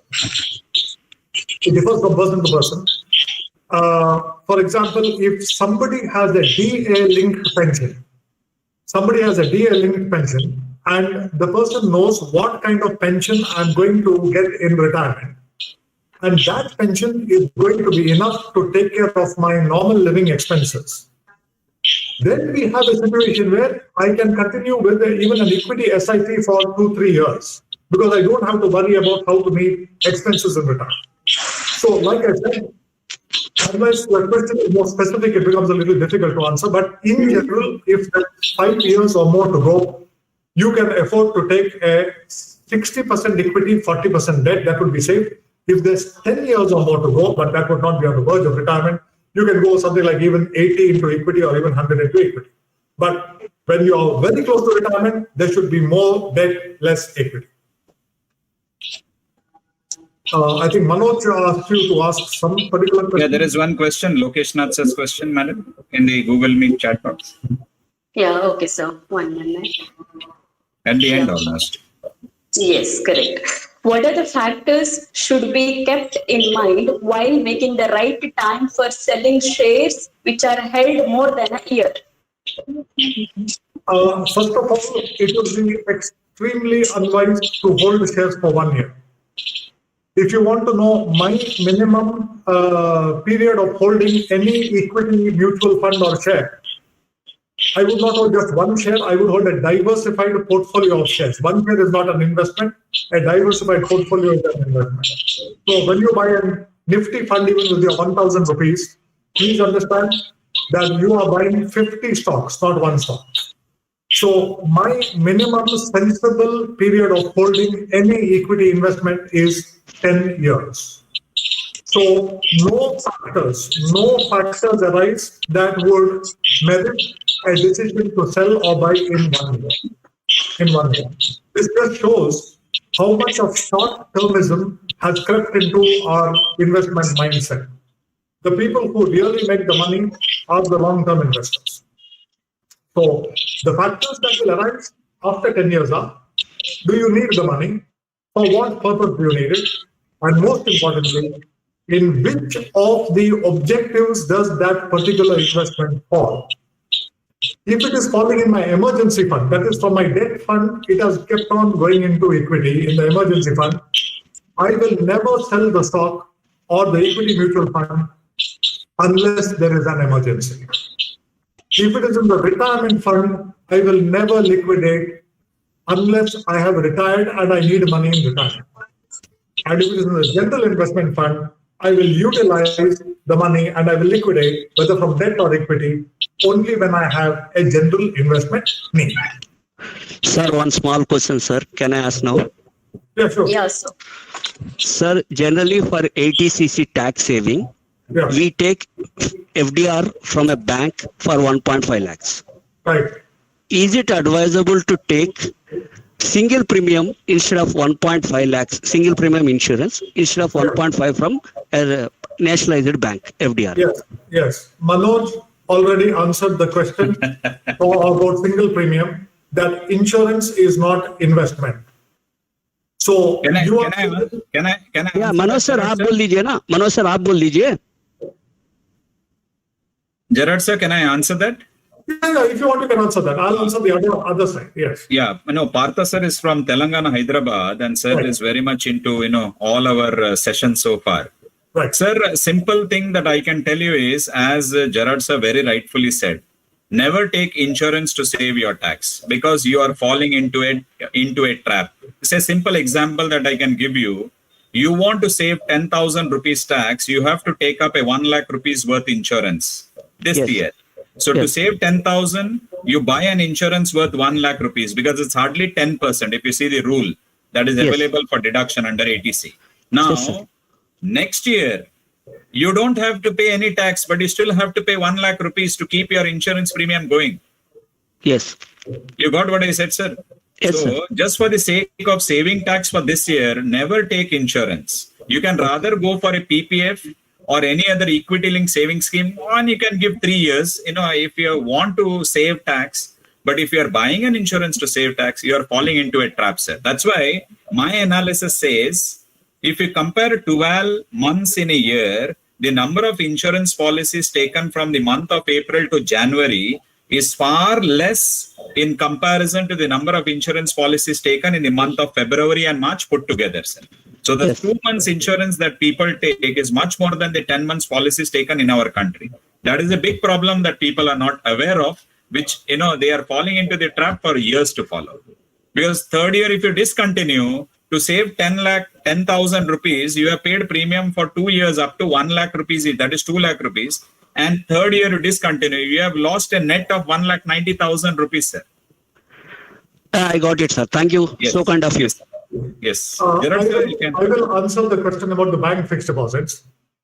Once again, the tax saving bank fixed deposits are something that I will 100% not recommend. Because while you may save some tax by going in for those bank deposits, the interest on those bank deposits is fully taxable. All you are doing is creating more and more taxable income, which may one day succeed in pushing you into a higher tax bracket unnecessarily. Instead of that, Manoj's answer to that question was excellent. I just want to reinforce it. Instead of that, if you want to be absolutely safe, choose the PPF, the Public Provident Fund. Wonderful investment. Thank you, sir. So kind of you. Welcome, most welcome. Sir, before we leave, I have to show this to you, sir. I don't know whether the book is visible. It's the Intelligent Investor. Yeah, intelligent investor. Yes. No, maybe I can. Yes. No, I think Right. Seema madam wanted to see that, and this is how the book looks like. The Intelligent Investor by Benjamin Graham. Right. Yes, and it's wonderful reading, sir. Sure. Yes. It is. Yes, madam. Go ahead. Jared, sir, from my behalf, and thank you very much. Right. Over to you, madam. Yeah. So Jairam sir wants to say something. No, madam. You continue. You Yeah. Okay. So we have, the questions, whatever is asked, the sir has answered, and So it's really an informative session, and I thank the resource person, Mr. Gerard Colasso, for delivering detailed information on personal financial planning. Thank you, sir. Thank you. Thank you. And I thank the principal of both the colleges and also the organizers, IQAC coordinators of both the colleges, Milagres College and Government First Grade College, Kavoor, for organizing such a wonderful session. On behalf of the college and the organizers, I thank you. So, Thank you, Gerald sir. I thank all the participants. I thank all the participants for making the session a successful one. Once again, thank you one and all. Thank you. Thank you, Gerard sir. Thank you, Jairam sir. Thank you, madam. Yeah, It was really good. And tomorrow we have 2 exciting sessions coming up. One is from a very young professor with Department of Science and Technology. That is Dr. Janice Jean Govis. So I want you to be there. She will really define what is the required attitude for teachers as far as the area of teaching is concerned. And the second session, it will be a boring one in company of mine, how to conduct an effective and engaging online class. So see you all tomorrow at 3:25. Okay. On behalf of Milagres College, thank you, Gerald sir. Thank you very much, Manoj sir. Chandrika madam, special thanks to you for a wonderful anchoring this session. Thank you. Thank you, one and all. Thank you, participants.